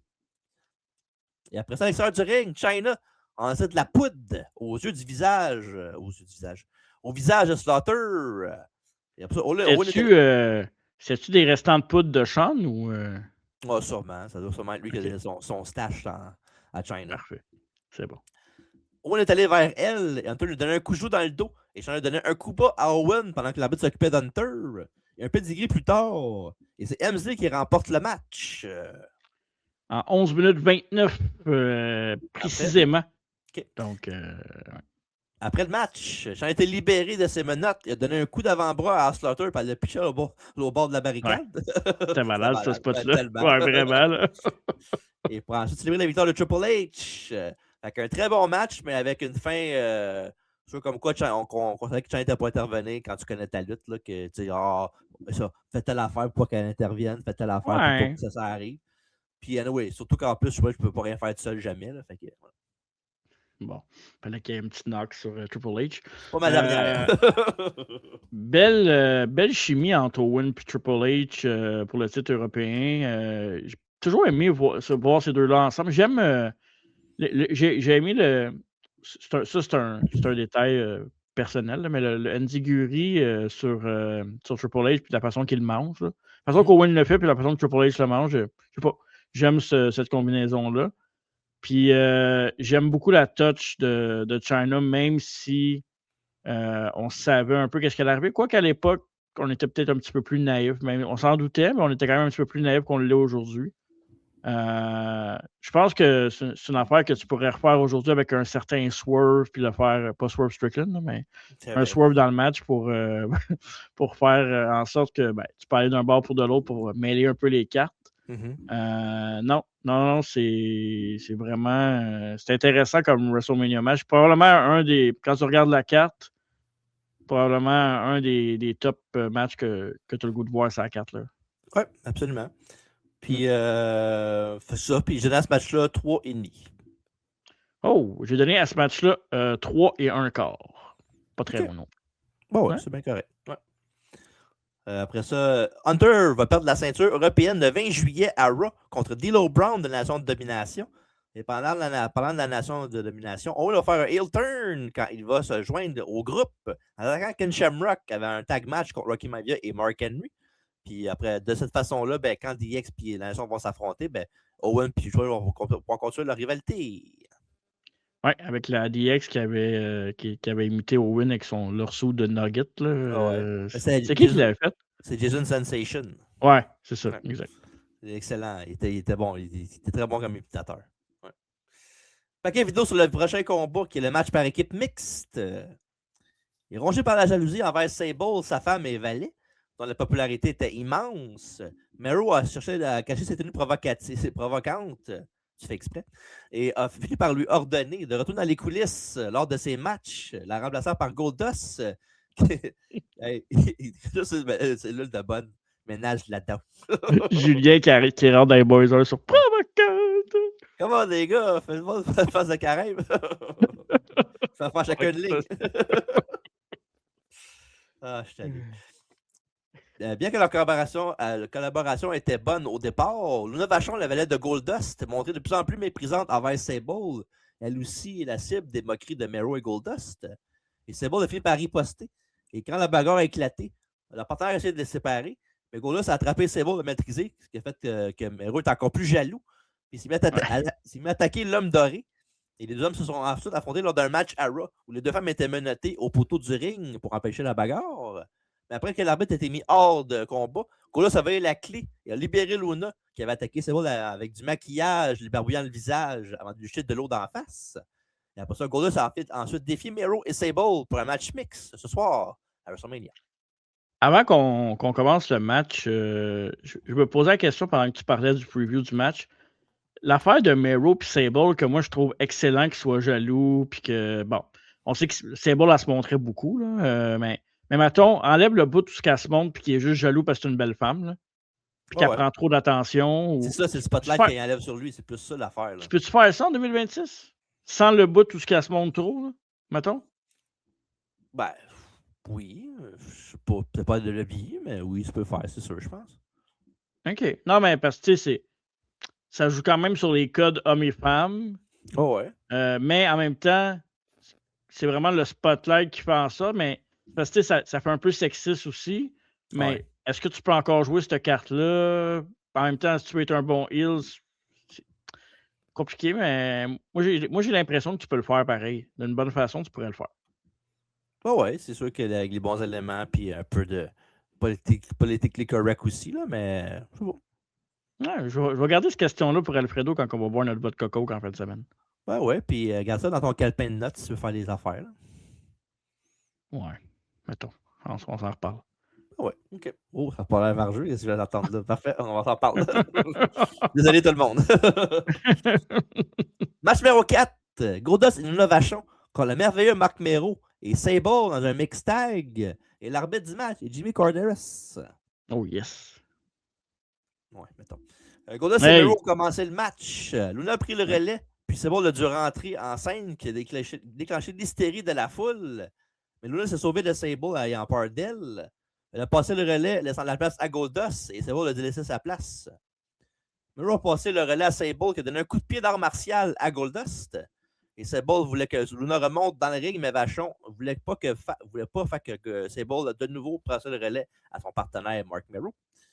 Arrête de dire Vachon, si j'ai le goût de manger des petits gâteaux. Ben, elle va dire Luna d'abord. Goldust a mis Mero à terre avec une corde à linge, puis il a placé la tête de Mero dans la deuxième corde pour permettre à Vachon de porter un coup. Non, ça, Mero a réussi une croix de corps, mais le compte s'est arrêté à 2. Et le public demandait Sable de vive voix. Et comme en collision les deux hommes pour un double down, pendant que les plus continuent de réclamer l'entrée de Sable dans le ring, ils ont tagué leur partenaire et Sable a fait un double leg takedown et le public a explosé de joie à nouveau. Il y a la plus forte ovation de la soirée jusqu'à présent. Puis ça n'a aucun sens comment c'est over cet angle-là. Ah, ben, moi, pour vrai, je l'aime cet angle-là. Puis le match, je suis d'accord que ce soit sur la WrestleMania card, vraiment. Là. C'est bon. Ouais. On va en parler tantôt, mais c'est un bon match. Mm-hmm. Ça va donner des coups de pied au visage, puis suivre une projection par les cheveux, puis une ligne qui a envoyé Luna au tapis. So, Luna a tagué Goldust, puis Sable a dû taguer Mero, évidemment. Mark a projeté Goldust contre les marches du ring, puis Goldust a bloqué une attaque avec ses genoux. Avec l'arbitre distrait par Sable, Mero a porté un coup bas. Et après ça, Goldust a contré un TKO avec un DDT pour un compte de 2. Mero a riposté avec un knee lift en courant. Et Mero a ensuite fait un saut de lune en tremplin du top pour un autre compte de 2. Très belle manœuvre de sa part. Mm-hmm. Après ça, Mero a fait un beau ouragan Rana de la troisième corde. Un autre near fall. Luna a donné un coup dans le dos de Mero, puis Mark a esquivé une charge de Goldust. Et Goldust a accidentellement frappé Luna qui était sur l'apron. Mero a porté une version un peu botchée du TKO. C'était pas super beau. Mais Luna a interrompu le tombé. C'est bon, il a pris la relève et a tenté de faire le pin sur Goldie. Luna est monté sur sa troisième corde, il a fait un splash, mais c'est Goldust qui l'a reçu quand Sable s'est tassé. Alors ça, Sable s'est approché de Luna, il a porté un Sable Bomb. 1, 2, et non, dégagement de Luna. Après ça, Luna rate un splash contre les cordes, mais elle a projeté Sable qui a renversé. Il lui a fait sa première version du TKO pour le 1, le 2 et le 3. Énorme pop pour Sable suite à ça. Incroyable. Vraiment, une petite belle job. Ouais. Puis 9 minutes 11. Ouais. Ça peut paraître long, mais il y a une storyline, c'est bien buildé dans le match. L'angle, comme tu dis, est très over. J'ai aimé ça parce que, je veux dire, pour ce que c'est, pour le match que c'est bon et bien fait. Mais j'ai de la misère à ranker ce combat-là dans mes notes parce que il est comme bon, mais pas pour les mêmes raisons, mettons, qu'un Taka avec Aguila peut être bon dans un spot fest. Mm-hmm. Je dirais ça de même, mais mettons, si je vois avec ma note, c'est tough. Je vais donner. Man. J'hésite entre 2 notes. Parce que je veux pas donner trop, mais OK. Je vais donner 2 et 3 quarts. Même chose qu'Aguila puis Taka, mais pas pour les mêmes raisons.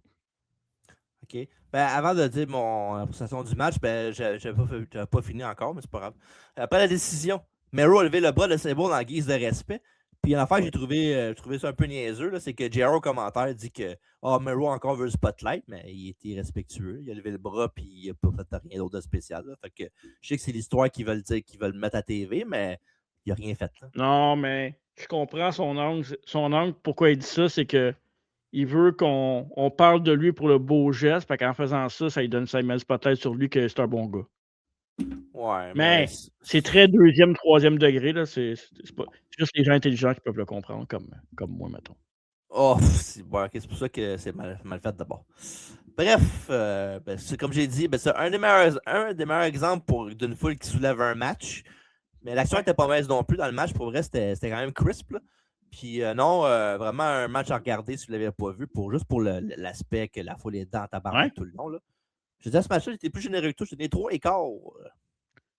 Ouais, on dirait que je pouvais pas aller dans les 3, mais c'est un... Mais je te dirais que c'est 2-3 quarts pour le match, puis l'étoile. Je vais donner 3. C'est rare que je fais ça, là. Je vais donner 3. Parce que la demi-étoile de plus que j'ai donnée, c'est vraiment pour la foule qui est dans tout le long, puis l'histoire du match. Là. Je vais donner 3. Je vais être meilleur entre les deux parce que, pour vrai, j'aime l'angle. J'aime beaucoup Luna. Sable est over. Mero est écœurant. Goldust, c'est Goldust. C'est ça. Ouais. Donnez 3. Ah oui. Correct. Good. Luna va voir sa revanche le mois d'après Unforgiven dans un match d'Europe du soir. Elle va l'avoir après que Mero a dit très Sable pour que Luna la dévêtisse de sa jupe. Pour ça, Sable a continué à l'attaquer après la décision. Et avec un Sable Bomb, il a arraché sa propre robe à Luna. Incroyable. Ouais. On voit les graphiques du combat entre Outlaws et Chainsaw Charlie et Cactus Jack. Et ensuite, Rock et Shamrock avec Ross et Lawler qui en parlent. Puis là, après ça, on a le JR qui demande pourquoi Tennessee Lee, le promoteur de Jeff Jarrett, est dans le ring. Donc, on va au ring avec Tennessee Lee qui nous a introduit à Jeff Jarrett, qui a été présenté en compagnie de Jennifer Flowers. Puis elle était sur place pour présenter les compétiteurs du match pour le championnat intercontinental. Mais avant que tu ailles plus loin, je sais que Jennifer Flowers dans le ring, j'aimerais donner les fleurs à l'homme quand ça lui appartient. Ouais. Et tous les fans qui entendent parler de Jeff Jarrett et qui n'ont jamais su comment le nom était écrit, prononcé proprement. Je ne comprends pas, c'est qu'en 2026, personne ne le sait encore, mais bon, ça me fait plaisir de le dire pour les fans du podcast. Fait que voilà. On appelle Jeff Jarrett. J-E-F-F, J-A-R-R-E-T-T. Ha ha ha. J-E-F-F, J-A-R-R-E-T-T. Et voilà. C'est encore la fois qui me fait pleurer de ce podcast. J'ai donné à Jeff Jarrett la note de 5.5 sur 10. Wow. Ouais. Quel homme. Ouais. En même temps, je vais comme de le bury un peu. Je vais te donner 5.5 sur 10, c'est pas bon. Non. Je vais le dire sur 5, désolé. Puis justement, Jeff Jarrett, as-tu vu cette semaine? Je pense que c'est dimanche, il a en fait une vidéo pour sa chaîne YouTube, là, vu qu'il y a un podcast évidemment aussi. Là. Ouais. Puis il faisait ses 40 ans dans le business, je pense, la journée même de ce soir. Vidéo qu'il a envoyé, puis il a fait un beau petit vidéo de 3-4 minutes pour remercier les fans, puis je l'ai regardé, je trouvais ça cool en esti. Allez voir ça tout de suite quand je vais avoir l'occasion. Ouais. M'amène. Ouais. Match numéro 5, The Rock, avec une nation de domination contre Ken Shamrock, championnat intercontinental, avec l'arbitre du match, Jack Doan. La situation était que si The Rock était disqualifié, il perdrait son titre, parce qu'il avait triché dans le passé pour le conserver, évidemment. Ils sont en grosse rivalité depuis le mois de novembre. Ils l'ont montré pendant que Rock et la nation sont arrivés. Que 2 semaines avant, à Raw, le fameux coup de chaise super fucking stiff que The Rock a donné à Ken Shamrock sur la tête. Mm-hmm. Puis c'est une affaire qui n'arriverait pas aujourd'hui. Quoi que je dis ça, mais W, des fois, il en donne des popées.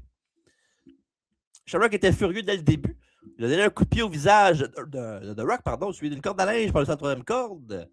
Rock a essayé de quitter, mais Shamrock l'a attaqué dans l'allée et puis il a coupé le compte de l'arbitre. Shamrock l'a projeté contre les marches. Et dans le ring, Shamrock l'a mis à terre avec 2 cordes à linge puis un coup de pied latéral. Après ça, Rock l'a sorti du ring. Il l'a projeté contre les marches à son tour pendant que les fans scandaient Rocky Sucks contre lui. Ce Rock a porté un body slam. C'était l'heure du People's Elbow, mais à l'époque, c'était pas mal un jeu de mots de transition puis le monde ne popait pas vraiment. Ouais. Fait que, c'est quand même spécial de voir ça. Là.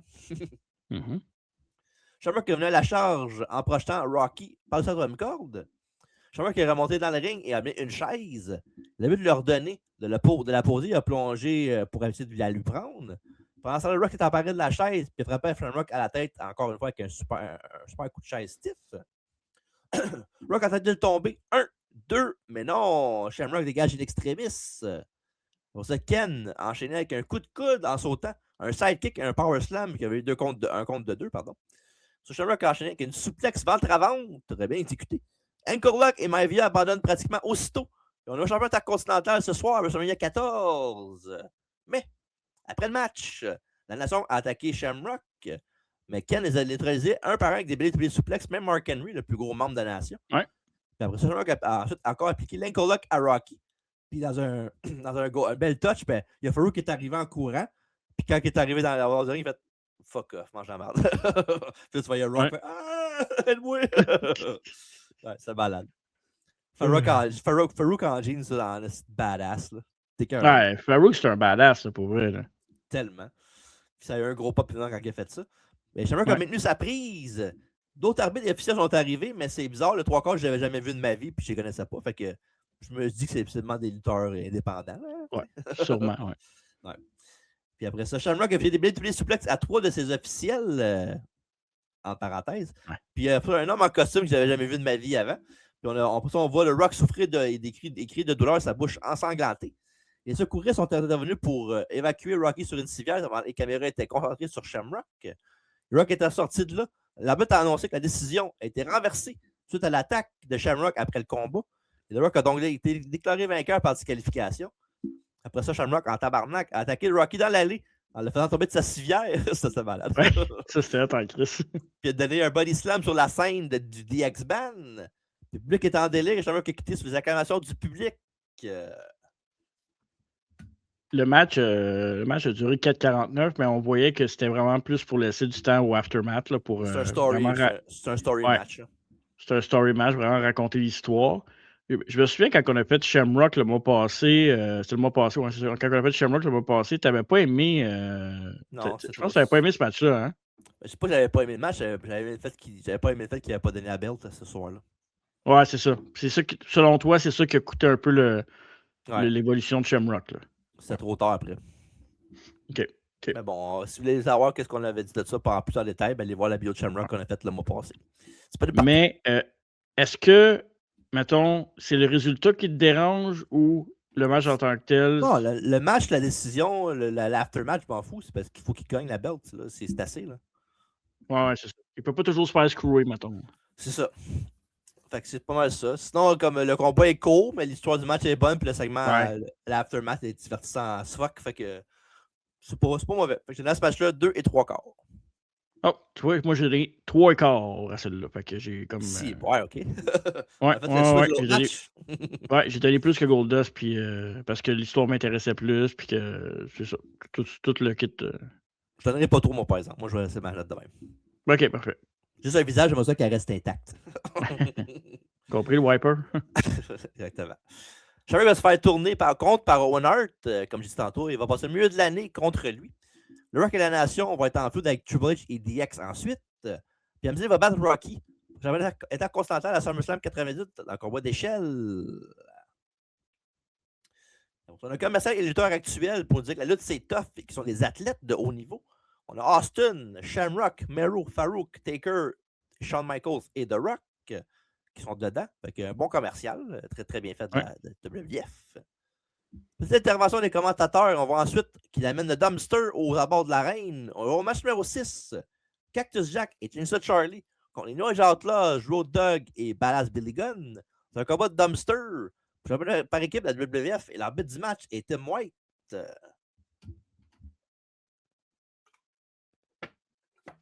Ben, je vais dire ce que j'avais à dire pendant ce temps-là. C'est un combat, ça, qui a comme marqué un peu ma jeunesse pour plusieurs raisons. De un, j'ai toujours été un gros fan des New Age Outlaws. Ça a été... dans le ring, oui, ok, mais plus vraiment tout le côté genre entertaining de la chose des Outlaws. Même encore aujourd'hui, je trouve ça tellement cool que ce soit réuni. Bon, j'aimerais ça pouvoir les rencontrer un jour juste en Outlaws. Je trouve ça vraiment malade. Le dumpster match, je me souviens que ça m'avait marqué parce qu'après ça, je l'avais eu en figurine de bonhomme de lutte aussi. Je pouvais faire des matchs en bonhomme de lutte. Cactus Jack, je l'aimais pour ses matchs. Chainsaw Charlie, j'étais pas fan de Chainsaw Charlie à cette époque-là de la WWF parce que je connaissais pas assez son historique de Terry Funk.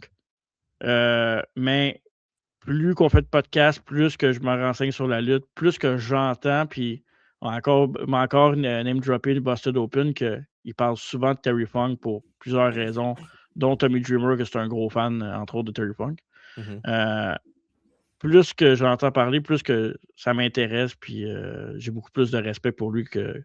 Moi, je l'ai connu en Chainsaw Charlie dans cette rivalité-là. J'avais déjà un peu de respect, mais c'était peut-être le moins intéressant des 4 pour moi. C'est un match qui m'avait marqué ça juste pour la stipulation puis l'époque des Outlaws. Là. Ouais. Puis dans un fun fact que j'ai vu récemment, le combat à la base devait être un combat de corde de barbelé. Fait que c'est quand même intéressant comme stipulation de match de WF en 98. Là. Mais ça a été scrappé à cause qu'il y avait Mike Tyson ce soir-là, puis il ne voulait pas que ce soit genre les médias parlent plus de ça que Tyson ou whatever. Fait que, bon choix. Dommage, mais ça aurait pas été cool par la suite dans un Raw Mental Random. Là. Ouais. La rivalité a atteint son apogée quand les Outlaws avaient enfermé Cactus et Chainsaw dans un contenant à déchets et les a poussés en bas du stage. Et après ça, les Outlaws avaient montré de la sympathie puis un peu de remords après avoir célébré un petit peu avant ça. Tous les lutteurs et les lutteuses sont sortis, même Vince, puis c'était un beau segment, c'était genre shoot, you wanna shoot, cowboy? Puis de retour en arrière, par contre, Triple H et Shawn Michaels les avaient convaincus que c'était correct et qu'ils avaient bien fait d'avoir fait ça parce que c'est comme ça qu'on fait un impact qu'on se mettait over. Puis à la fin de ce Raw-là, il y avait un beatdown des Outlaws et DX sur Stone Cold quand Jack et Charlie sont arrivés pour aider évidemment Austin. Avec Callis avec son cathéter, puis Chainsaw Charlie avec sa quête d'hôpital encore. Puis ça, c'est une affaire polarisante, cette affaire-là, parce que c'est comme genre, dans le même show, ils sont pitchés d'un stage, puis ils sont amenés à l'hôpital parce qu'ils sont tombés de dumpster, puis ils capotent tout, puis à la fin du show, ils arrivent comme si rien n'était, puis ils se battent. Là. Ouais. Mais bon. Avec un bon vieux tornado tag, cette fois-ci. Mais en même temps, c'est Chainsaw Charlie puis Cactus Jack. Fait que ça fait plus de sens que ce soit eux autres que n'importe qui d'autre. Ouais, mais pareil. Je sais pas. Ouais, je sais. Je comprends le pour puis le contre. Comment vous dites ça, M. Anu? Je savais que tu allais dire ça. Et voilà, c'était sûr. Je comprends, OK. Bref, Cactus a plaqué Doug contre la benne à ordures. Il lui est rentré dedans avec son coup de genou en pleine course. Et le Doug a riposté en lui donnant un coup de couvercle de poubelle à la tête. Ce gun a projeté Funk contre la barrière, pardon. Puis il a vu un backdrop dans le dumpster. Ils ont projeté Jack dans la benne. Puis Doug lui a enfoncé l'arrière de la tête dessus. Après, ils ont enfoncé des couvercles de benne sur les têtes de Cactus Jack et Funk. T'aideras pas à pas penser à ta bouffe, ça. Ils ont ensuite jeté tous les deux dans le dumpster. Ils n'ont pas pu fermer la porte parce que Cactus leur a appliqué des mandible claws. Et ce gun a frappé Jack à la tête, mais voyons, Colin. Funk a frappé Gun, puis a jeté un coup de tour de la biscuit. Un favorite pour nous autres quand on fait des matchs hardcore. Oh, yes! Et dans le ring, les challengers ont porté un neckbreaker au Road Dogg. Et Cactus a échappé la plaque à biscuit sur la tête de Gun pendant que Funk s'occupait du chien dans le milieu du ring. Puis ça, Jack a installé une échelle dans le ring. Gun et Jack ont grimpé chacun leur tour. Puis après ça, Road Dogg a projeté Terry Funk sur l'échelle. Et Jack et Mr. Haas sont écrasés dans le dumpster en bas. Un beau bump des boys. Puis Jack et Gun sont sortis de la benne après ça.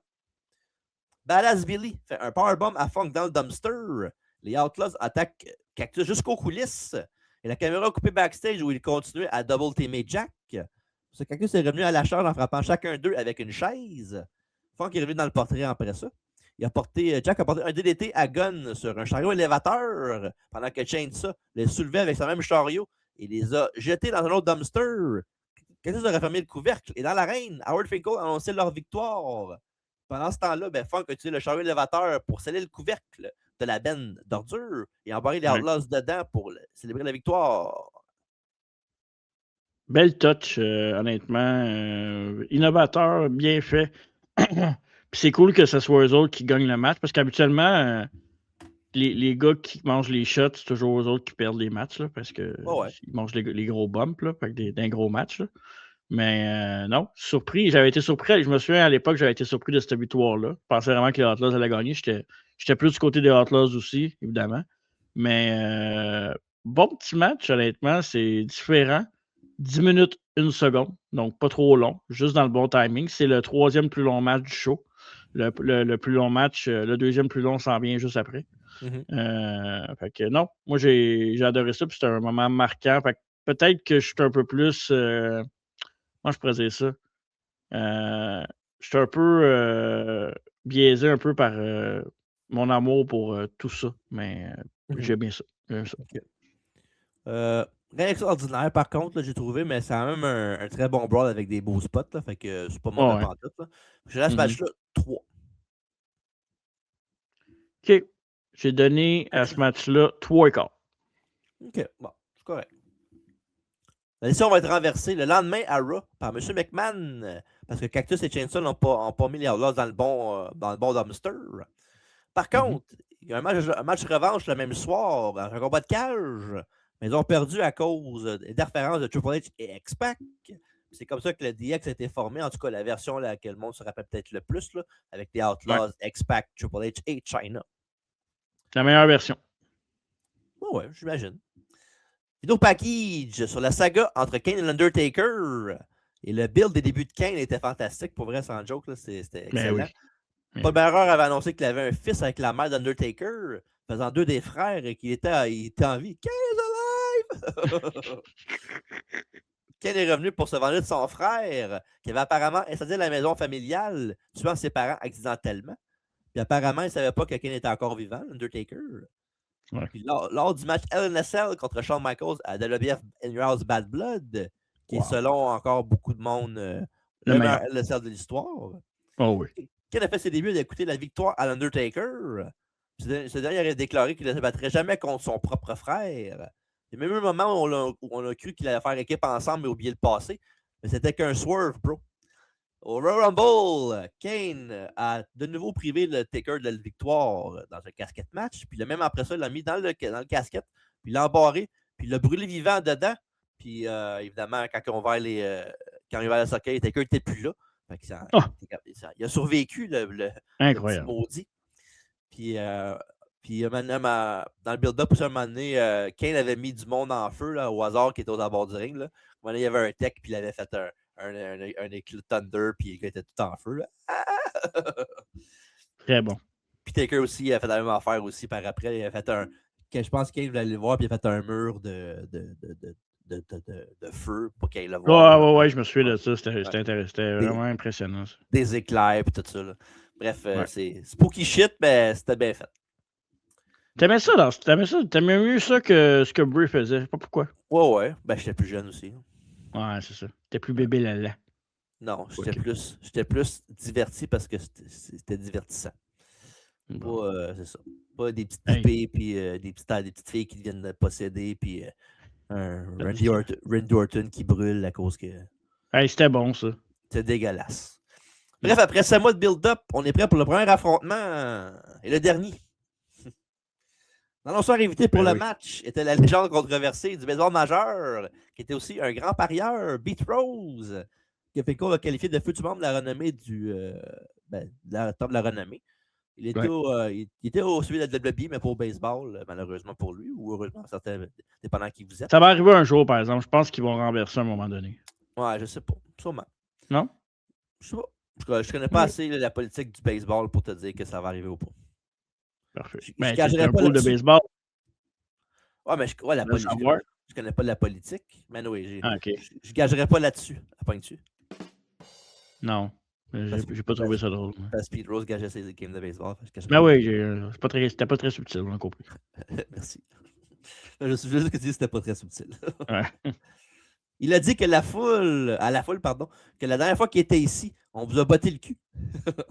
C'est une référence à l'époque où il jouait pour les Reds de Cincinnati. Dans les années 70, vous avez battu les Red Sox de Boston. Puis vous ne gagnerez plus jamais une série mondiale, qui a dit, gros huit de la foule. Puis il dit, j'ai laissé des billets à Bill Buckner, mais il ne va plus se pencher pour les ramasser. Je vais vous expliquer c'est quoi. Parce que Bill Buckner était reconnu pour son erreur en dimanche lors du match numéro 6 de la Série mondiale en 86 contre les Mets de New York, qui demeure l'une des actions les plus mémorables de l'histoire du baseball, où il a juste manqué la balle. C'est un roulant vraiment facile, puis il a juste manqué la balle entre ses jambes, puis le point gagnant est rentré à cause de ça. Ou le point égalisateur, je pense, pour aller pour qu'il se rende en overtime. Puis les Red Sox. Est-ce que Pete Rose avait joué avec le père de Ken Griffey Jr.? Je sais pas. OK. Je vais aller voir parce que on dirait que ça m'a popé dans la tête. Okay, ça t'intrigue, OK? Ben oui. Ouais. Puis ça fait perdre la Série mondiale à son équipe. Puis les Red Sox de Boston, qui a été longtemps considéré comme faisant partie de la malédiction qui a empêché les Red Sox de remporter la Série mondiale pendant 86 ans, la fameuse curse du Bambino. Je ne parle pas de la pizza, là, je parle de Babe Ruth. Ce serait bon, la pizza, par exemple. C'est vrai, hein? Après chaud. Il a traité de Boston de ville de perdant. Puis là-dedans, ce qui est ironique, c'est dans la décennie qui va suivre, les équipes de Boston vont gagner plein de championnats tout le temps, pratiquement. Là, fait que, surtout les Pats avec le GOAT Tom Brady. Ouais, c'est ça. En quelle année qu'il jouait Pete Rose? C'est 70, je sais pas. Je connais pas sa carrière. OK. Ben, pas mal. Ken Griffey Senior, ma statistique, je pense qu'elle était juste parce que il a joué avec les Reds de Cincinnati, évidemment, de 73 à 81. Ouais. Donc, d'après moi, il y a pas mal de chances qu'il a joué avec Pete Rose. Ouais. Pete Rose a fait les expos aussi. Oui, exact. Oui, c'est fou, pareil. Après ça, Kane fait son entrée avec Paul Bearer, puis Pete Rose était terrifié. Kane a porté un tombstone à Pete avec JR qui capote aux commentaires. Et la foule l'applaudit avec beaucoup d'enthousiasme. Puis il était content que Pete ait été détruit. Puis c'est un nitpick là, que je vais dire, mais peut-être que Kane que ce soit Kane qui le fasse pour un pop de face à cause qu'il a fait ça. Après 7 mois de build contre Taker dans un gros match contre lui, c'est pas le meilleur timing, là, mais en tout cas, c'est correct. Ouais, je comprends ce que tu veux dire. Puis en plus, c'est surtout que ça va devenir comme un running gag avec les années d'après. Oui, exactement. Après, 2 ans après, je pense. Non. Ouais, 3 années de suite, non, c'est 3 années sur 4, non? C'est ça? Non, 4 années de suite. Ça est arrivé à WrestleMania 2000 aussi parce qu'il y avait Rikishi qui avait fait un sting face à Pete Rose. Ah, c'est ça. Ouais. Mais ce combat-là entre Taker et Kane, tu sais, c'est pas les meilleurs matchs de lutte. Non. Mais niveau spectacle, c'était un des matchs les plus attendus de l'histoire de WrestleMania à cette époque-là. Absolument. Taker fait son entrée, justement. Puis son entrée aussi épique que toutes celles qu'il a faites auparavant. Là. Puis il y avait des druides. Puis chaque druide avait un flambeau de feu qui mettait. Je pense que c'est sa plus belle entrée ever, celle-là. Ouais, c'est en crise, celle-là, ouais. Absolument. Fait qu'on est rendu au match numéro 7. Kane avec Paul Bearer contre l'Undertaker dans un grudge match. Avec l'arbitre du match, Jack Doan. Et après un gros face-à-face, ils se sont rapidement échangé des coups, avec Kane plaçant une corde à linge. Taker s'est relevé aussitôt. Et Kane a dominé l'Undertaker, le coincant dans le coin ou l'attaqué de coups de pied. Pour ça, Kane avec une autre line, mais cette fois-ci dans le coin. Kane a continué de dominer son plus vieux frère. L'Undertaker a couru le long des cordes pour sauter sur les épaules de Kane comme s'il voulait faire un victory roll. Mais la grosse machine rouge l'a projeté au sol face first au tapis. Le bomb était pas top, là, mais c'est quand même impressionnant que Taker fasse ça avec un gars de 6 pieds 8 qui fait ça un gars de même. C'était pas mal insane comme spot. Sur le extérieur du ring, Kane enfonçant le visage de Taker contre les marches. Kane a attaqué Taker avec des marches à 2 reprises. À chaque fois, pendant que Paul Bearer distrayait l'arbitre. Et après ça, Uncle Paul a ensuite attaqué l'Undertaker à coups de pied. Et de retour dans le ring, Kane a donné des coups de poing. Et Taker riposte avec une close line. Il après pas le choix dans les cordes. Kane a enchaîné avec un choke slam. Mais il relève Taker après le compte de 2. Et puis il fait un chin lock pendant un petit moment. Après 2 heures, l'Undertaker s'en sort à coups de poing. Et Kane le remet à terre avec un autre punch pour lui faire un autre fucking chin lock ensuite. L'Undertaker termine la prise au bout de 2 minutes environ avec un power suplex qui envoie Kane sur le tablier du ring. Alors ça, Taker donne une grosse botte pour le faire tomber en bas du ring, au sol. L'Undertaker charge, saute par la deuxième corde et s'écrase des commentateurs espagnols quand Kane se tasse. C'était sick puis parfaitement fait comme spot. Là, puis, vraiment, vraiment, vraiment nice. Là. De retour dans le ring, Taker a porté sa corde à la troisième corde d'une de ses prises fétiche dans le futur. Et joystick sur la domination de Kane, a fait mal se souvenir qu'aucun lutteur avait dominé Taker autant. Ça, il disait ça à chaque fois qu'il y avait un gars plus gros que Taker. Ouais, je suis pas sûr que ça soit vraiment vrai, là. Ouais. C'est Gonzalez avait pété aussi, là. Ouais. Gonzalez. Et voilà, je t'attendais. Je ouvert la porte. Et l'homme du Tritombe a fait un comeback à tenter le Tombstone, mais Kane l'a contré avec son propre Tombstone. 1, 2, mais kick-out du Deadman. Et Taker revient à la charge avec une corde à linge en sautant et suivi d'un grappin en chokeslam. Puis Taker revient avec un coup de la pierre tombale. 1, 2, et non! Kane dégage encore. Le Undertaker fait descendre la cuisse sur son petit frère. Un autre Tombstone, mais le compte s'est arrêté à 2. Et le flamme est monté sur la deuxième câble, a ramassé Kane avec une impressionnante corde à linge. Pour ça, Kane a titubé un peu et s'est retrouvé face à l'Undertaker qui a passé son 3e Tombstone du match. Cette fois, Taker a pris la jambe de Kane et a fait le compte de 1, de 2 et 3. Puis aussitôt que le 3 se fait, là, Kane a dégagé, mais l'Undertaker a finalement gagné le combat pareil. C'est un petit détail, mais un détail important. Oui, mais à l'époque, ça mettait la fille d'Undertaker à 7 victoires, 0 défaites. Il n'y a pas la décision, c'est pas terminé. Ah, vas-y. Ouais. Bear a lancé une chaise dans le ring. Il a assommé l'arbitre, puis en fond, il l'a à peine touché, puis l'autre a pris un bombe de malade. Puis il a essayé d'attaquer l'Undertaker avec ses coups de pied faibles. Et Taker a mis Bear au code d'un coup de poing. Mais Kane en a profité pour frapper Taker dans le dos avec la chaise. Puis il a fait un tombstone Power Driver sur cette chaise-là avant de partir avec Paul Bearer. Puis Taker s'est relevé éventuellement pour aller backstage. Donc voilà, Taker contre Kane, premier affrontement. 17 minutes 05, un match, petite affaire trop long, là, honnêtement. Il aurait pu couper ça de 3-4 minutes facile, là, je pense. Là, pour, mais en même temps, je comprends, là, c'est Taker, ils veulent raconter, là, c'est leur histoire qu'ils veulent raconter. Ils ont tout le temps du monde. Je pense que Taker avait pas mal de lousse aussi, là, même à ce moment-là, à cette époque-là. Est-ce que c'est leur meilleur match contre? Je sais pas, ils ont fait tellement. Ils n'ont pas fait des si bons matchs que ça en général. Là. Non, peut-être le meilleur match, peut-être à WrestleMania 20 quand Taker revient. Là. Ben, c'est court. Celui-là n'est pas meilleur?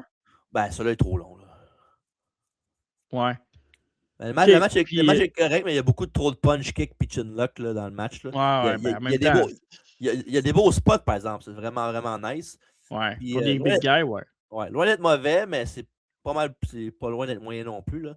Mais ça, c'est l'autre affaire. Quand on parlait de Shamrock, j'avais dit comme quoi que c'était pas. Qu'il aurait dû gagner à la belt. Là. Mais ça, c'est l'autre affaire que je voulais dire, c'est que Ken aurait dû gagner ce combat-là. Là. Il n'aurait pas dû perdre. Tant qu'à faire le beatdown après, il fallait gagner. Puis Taker, c'est pas s'il va se relever puis il se relève. Là.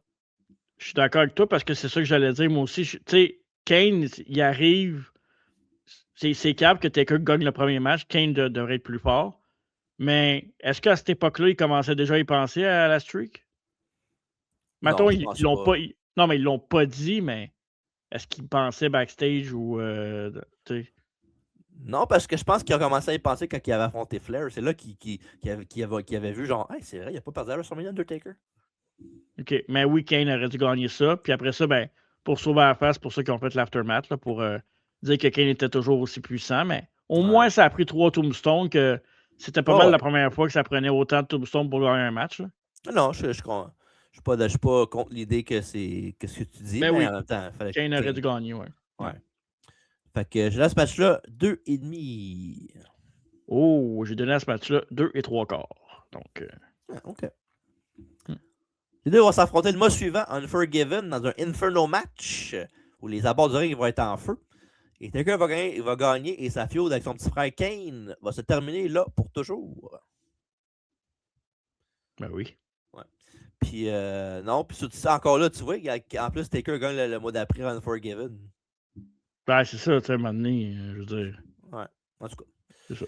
C'est fait, là. Mais bon, après ça, les gens se rappellent de cette rivalité-là comme si aussi c'était. Oh ouais.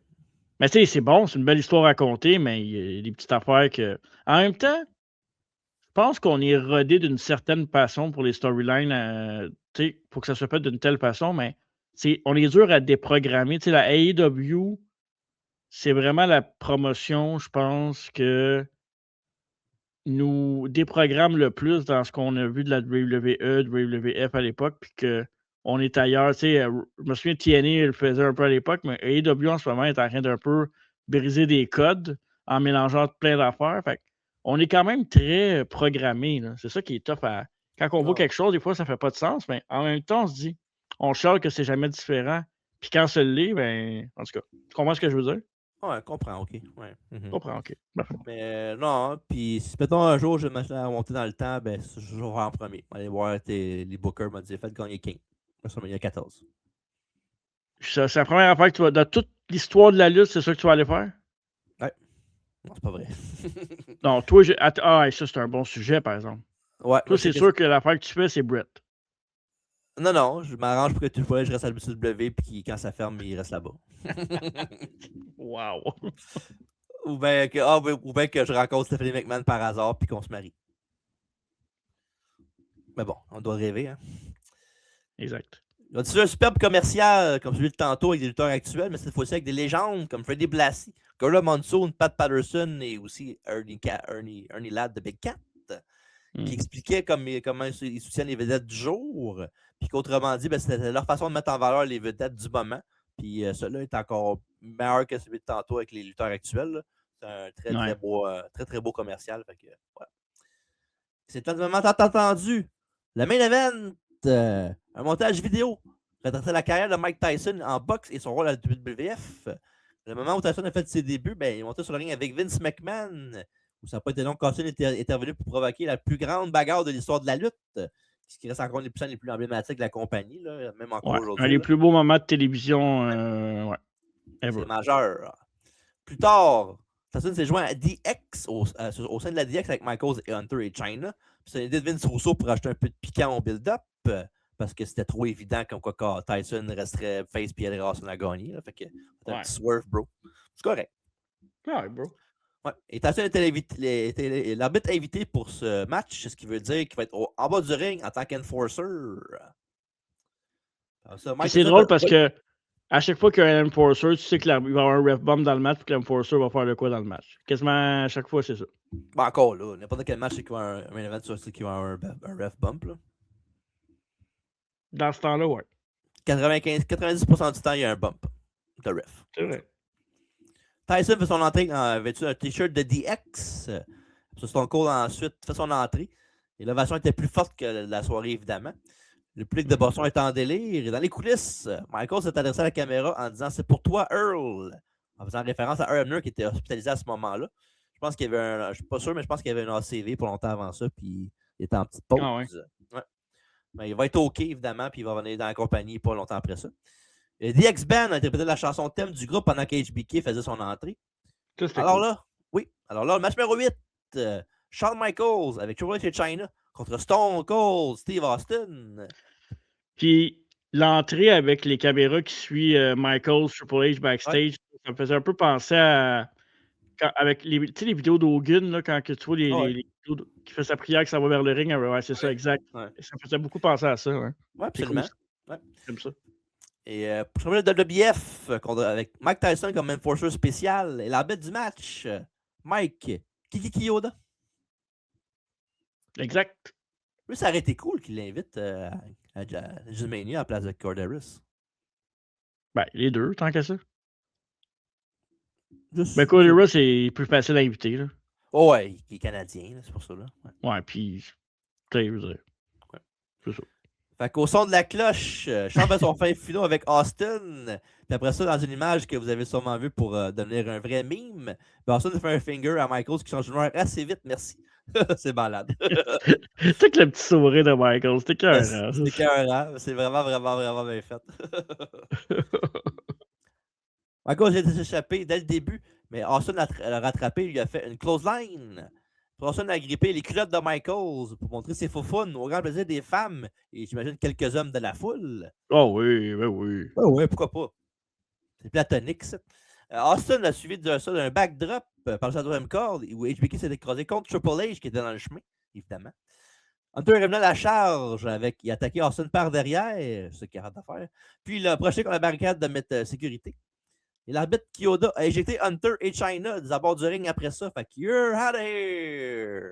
Ah, c'est là que le match commence à être plate. Ouais. Avant qu'il fasse le fameux genre. Ouais. C'est malade. Avec Triple H, quand il fait ça, puis il réagit tout le temps avec ses cheveux de même. C'est malade, ça, par exemple. Ensuite, c'est les bras Triple H qui partaient. Mais Michaels a utilisé une cymbale du groupe de DX pour frapper Austin, puis lancer sur le dumpster qui est encore là aux abords de l'entrée. De retour dans le ring, Austin a projeté HBK dans le coin, qui a fait son bombe inversé sur le dos. Et après ça, Austin a fait une goutte atomique ensuite. Après ça, Austin, il va old school avec un stun gun. Ce qui était en finish à la WCW à l'époque où il était connu sous le nom de Stunning Steve Austin, évidemment. Michael a esquivé le stunner, mais Austin l'a frappé et Michael a percuté la tête des commentateurs, la tête première. Dans le ring, après que Michael s'est dégagé d'un chinlock avec un jawbreaker, il se tenait le dos en grimaçant de douleur. Évidemment, on sait tout pourquoi. Michael essaie de rentrer le genou de Stone Cold contre le poteau, mais le serpent sonnette du Texas a tiré ses jambes vers lui et Sean s'est écrasé le museau premier contre le poteau. Ça, c'est un Christy de beau spot, ça, là, pour vrai, ça, là. Hey, tu sais, s'il y a des lutteurs indépendants qui écoutent en ce moment, là, changez donc votre crise de chop dans le poteau pour ce spot-là, une fois de temps en temps, ça serait bon. Puis le pire, c'est que j'ai fait un match à un moment donné contre Kevin, on a fait un méchant bout, là. On l'a fait ce spot-là. Voilà. J'espère. Ouais. Imagine, en plus, c'était moi le babyface. Ça, personne qui t'aimerait, toi.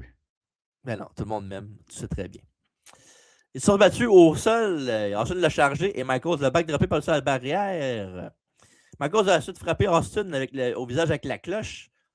Non, c'est pas Triple H qui est revenu. Je parlais de la cloche qui attend les chronomètres-heures. Ça, ben, c'est lourd, ça, là. Il y a des fans de Triple H qui écoutent le podcast, s'il vous plaît, là. Ouais, all two of you. Michaels prend... Ouais, c'est juste toi et Alfredo qui l'aime. Michaels prend le contrôle. Il va bien Paul. Michaels prend le contrôle. Michaels ressentait des fortes douleurs dans le bas du dos, mais même lorsqu'il était à l'attaque, ça apparaissait.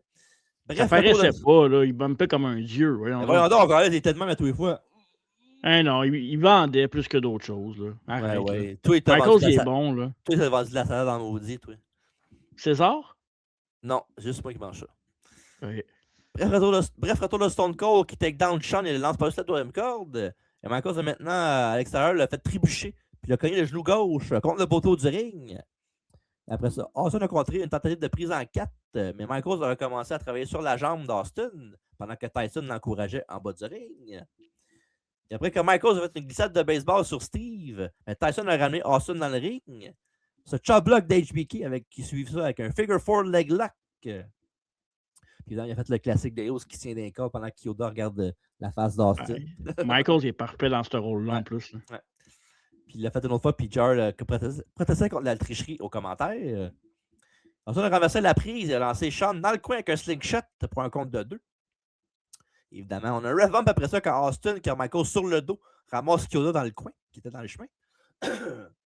Après un backdrop de Steve, Sean est projeté dans les cordes, mais revient avec son coup d'avant-bras en sautant. Michael skip up, toujours grimaçant de douleur.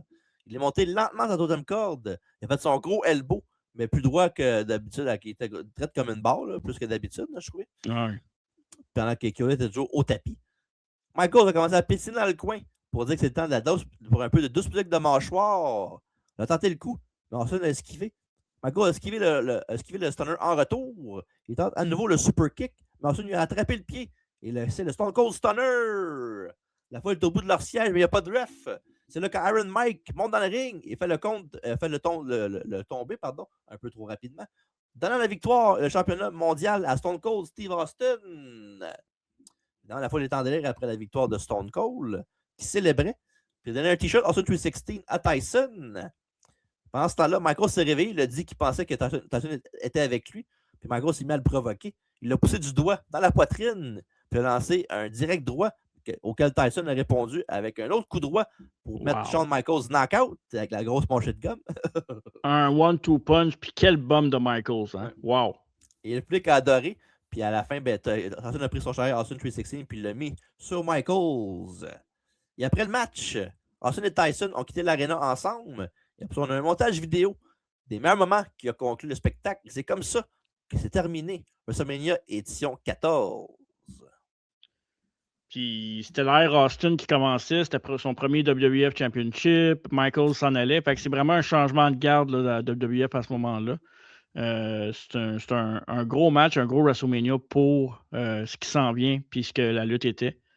C'est vraiment une séparation là, qui se fait drette là. Ouais, vraiment, vraiment bon. Puis Ouais. le match était vraiment bon, mais avec un Sean à 100%, je pense que c'est un 4,5 facile, là, ce match-là. Là. Ouais, non, mais le match est. Je pense que le match n'a pas assez d'appréciation en général pour ce que c'est, mais c'est un très bon main event de lutte. Là. Très, très, très bon. Puis je suis pas, évidemment, c'est obvious ce que je vais dire, là, mais je suis pas un gros fan du pin de Tyson qui était rapide, là, même si c'était pas voulu vraiment. Là. Ça faisait pas de sens que tout d'un coup, il pin vite pour Austin. Là. Il y avait comme rien qui faisait que. Non, mais qui pin normal, je m'en fous. Tu sais, mettons 1, 2, 3, mais pas 1, 2, 3. Ça fait genre heal pas mal, mais en tout cas, en même temps, c'est Mike Tyson. Peut-être qu'il a mal compris ce qu'il voulait qu'il fasse aussi, là, ça se peut. Là. Ouais, d'après moi, il y a une grosse partie que c'est ça. Puis peut-être aussi, j'allais dire aussi peut-être avec la foule qui était là, puis peut-être qu'il était genre dans sa tête, mais en même temps, c'est un boxeur, il est habitué. Là. Mais bon, on peut pas tous les gagner quand même. Hein, des fois, les affaires qu'on voit qu'on n'aime pas, mais c'est ça. T'as donné combien à ce match-là, toi? Le match, t'as aimé, comme t'as dit? Moi, c'est un match que je me souvenais quasiment. Honnêtement, j'exagère peut-être un peu, mais j'aurais quasiment pu dire tout ce qui allait se passer dans le match en avance, là, parce que, comme je te dis, c'est un show qui a marqué mon enfance. Il y a vraiment quelque chose qui se passe dans ma tête à ce moment-là. Fait que, moi, je trouve que Michaels, oui, il était moins que d'habitude, mais je trouve qu'il a été quand même spectaculaire. S'il y avait autant mal qu'on se dit, moi, je trouve qu'il a été très spectaculaire quand même. Ouais. J'ai donné à ce match-là 3 et 3 quarts. OK. J'ai pas donné 4. Non, c'est correct. Mais j'ai donné à ce match-là 3 et 3 quarts. OK, c'est ça. Puis, ouais. Puis, ce que je veux dire le plus du match, c'est la séquence de la fin. Là. Super kick bloqué, stunner bloqué, ça retourne du pied de bord, puis voilà, stunner. C'est malade. Fait que voilà. Puis après ça, Austin va embarquer dans une de ses. Sinon, c'est la plus grosse rivalité en carrière avec M. McMahon dans les prochains mois, même voire prochaines années. Et Sean va prendre sa retraite des rings après ce soir. Mais il va y avoir plusieurs apparences dans la compagnie dans les prochaines années, incluant comme commissaire, comme arbitre, puis ça va faire le même. Puis il va faire son retour dans l'arène officiellement à SummerSlam 2002 contre Triple H pour repartir sa carrière légendaire. Fait que voilà, Triple H, Shawn Michaels. Tu l'as dans la tête, Triple H, tu l'aimes tellement que tu n'arrêtes pas de dire son nom. C'est parce que dans mon texte, c'est juste avant Shawn Michaels, c'est Triple H qui est là. Fait que, parce qu'évidemment, Triple H, il faut autant qu'il suive quelqu'un de plus talentueux pour l'aider, parce que sinon, il n'est pas grave. Bref, on est rendu au match of the night, le pire match et la note. Fait que je pense que les mêmes à faire les deux. Là. Un match, c'est Austin contre Michaels. Ouais. Le pire match, c'est Battle Royale. Ouais. Et la note, je vais commencer. Moi, c'est en deuxième. Je vais donner à WrestleMania 14 la note de 7 sur 10. Oh, parfait, ça. Très, très, très bon. C'était pas le meilleur, mais non. Il y a quelque chose dans chaque match qui est intéressant, même si le match est moins bon. Mm-hmm. Il y a comme. Tu sais, quasiment, peut-être à part la Battle Royale puis le Cruiserweight, que tu peux. Puis encore le Cruiserweight, ça a sa place, mais tu sais, pour le reste, tu sais, même Battle Royale, tu as quand même le retour de Legend of Doom. Fait que. Ouais, puis Sony. Mm-hmm. Fait que, puis Sony. Fait que je vais être un peu plus généreux que je devrais peut-être, mais je me rends compte que on est à la bonne place pour. Parce que, mettons, sur papier, c'est bon, mais c'est pas WrestleMania d'aujourd'hui, mettons. Ouais. Dans Star Power. Pour vrai, ce show-là, c'est comme un show baromètre, on pourrait dire. C'est là que, le Era avait commencé un petit peu avant ça, là, évidemment. Ouais. Là, mais c'est ce soir-là que c'est vraiment genre, OK, on start, on commence. C'est là. Fait que j'ai donné 7.5. OK, c'est correct. C'est pas. Ça s'en regarde très bien, par contre, comme show, là, évidemment. Parce que Ouais, vraiment. Dans le meilleur temps de la lutte, à mon avis. Là. Fait que, non, pour vrai, c'est très bon. Puis, je suis sûr de regarder si vous ne l'avez pas vu, évidemment, par miracle ou whatever. Là. Et l'autre d'après, là, la semaine prochaine. Ben, celui-là, je sais pas s'il va être aussi. Je sais pas s'il est si bon que ça, le 21. Mais... Il y a une couple de bons matchs. Non, il y a une couple de bons matchs, mais il n'y a pas. Je sais pas. Yes, boy. Hey! Wake up, là. Ben là, vous êtes calme-toi, là. Moi, je vais être. Je garde un open mind, là. Je veux pas être. C'est super bon, me rappelle. Si tu donnes. Premièrement, il faut que tu donnes plus que 14, ça, c'est sûr. Ben là, je ne donnerai pas 14 sur 10, là. plus que 7. Ouais. Puis, faut que tu dépasses 7.5. Ça, c'est sûr. Ok, je vais voir. Là. Je vais l'écouter sûrement On verra demain. la semaine prochaine. On va l'écouter demain. Fait que Écoute-les demain, on tape lundi. Let's go. Ben là, calme-toi. C'est pas vrai. Ouais. Bref, fait que c'est ça. Fait que 7.5 pour toi puis 7 pour moi. Puis comme j'ai dit, allez le voir si vous ne l'avez pas vu. C'est sur Netflix, évidemment. Fait que manquez pas ça. Bref, avec tout ça, il est rendu où le WrestleMania 14 Review? Il est dans le rétroviseur. Yes! L'autre affaire qui est dans le rétroviseur, c'est ce podcast-là aussi, Marco.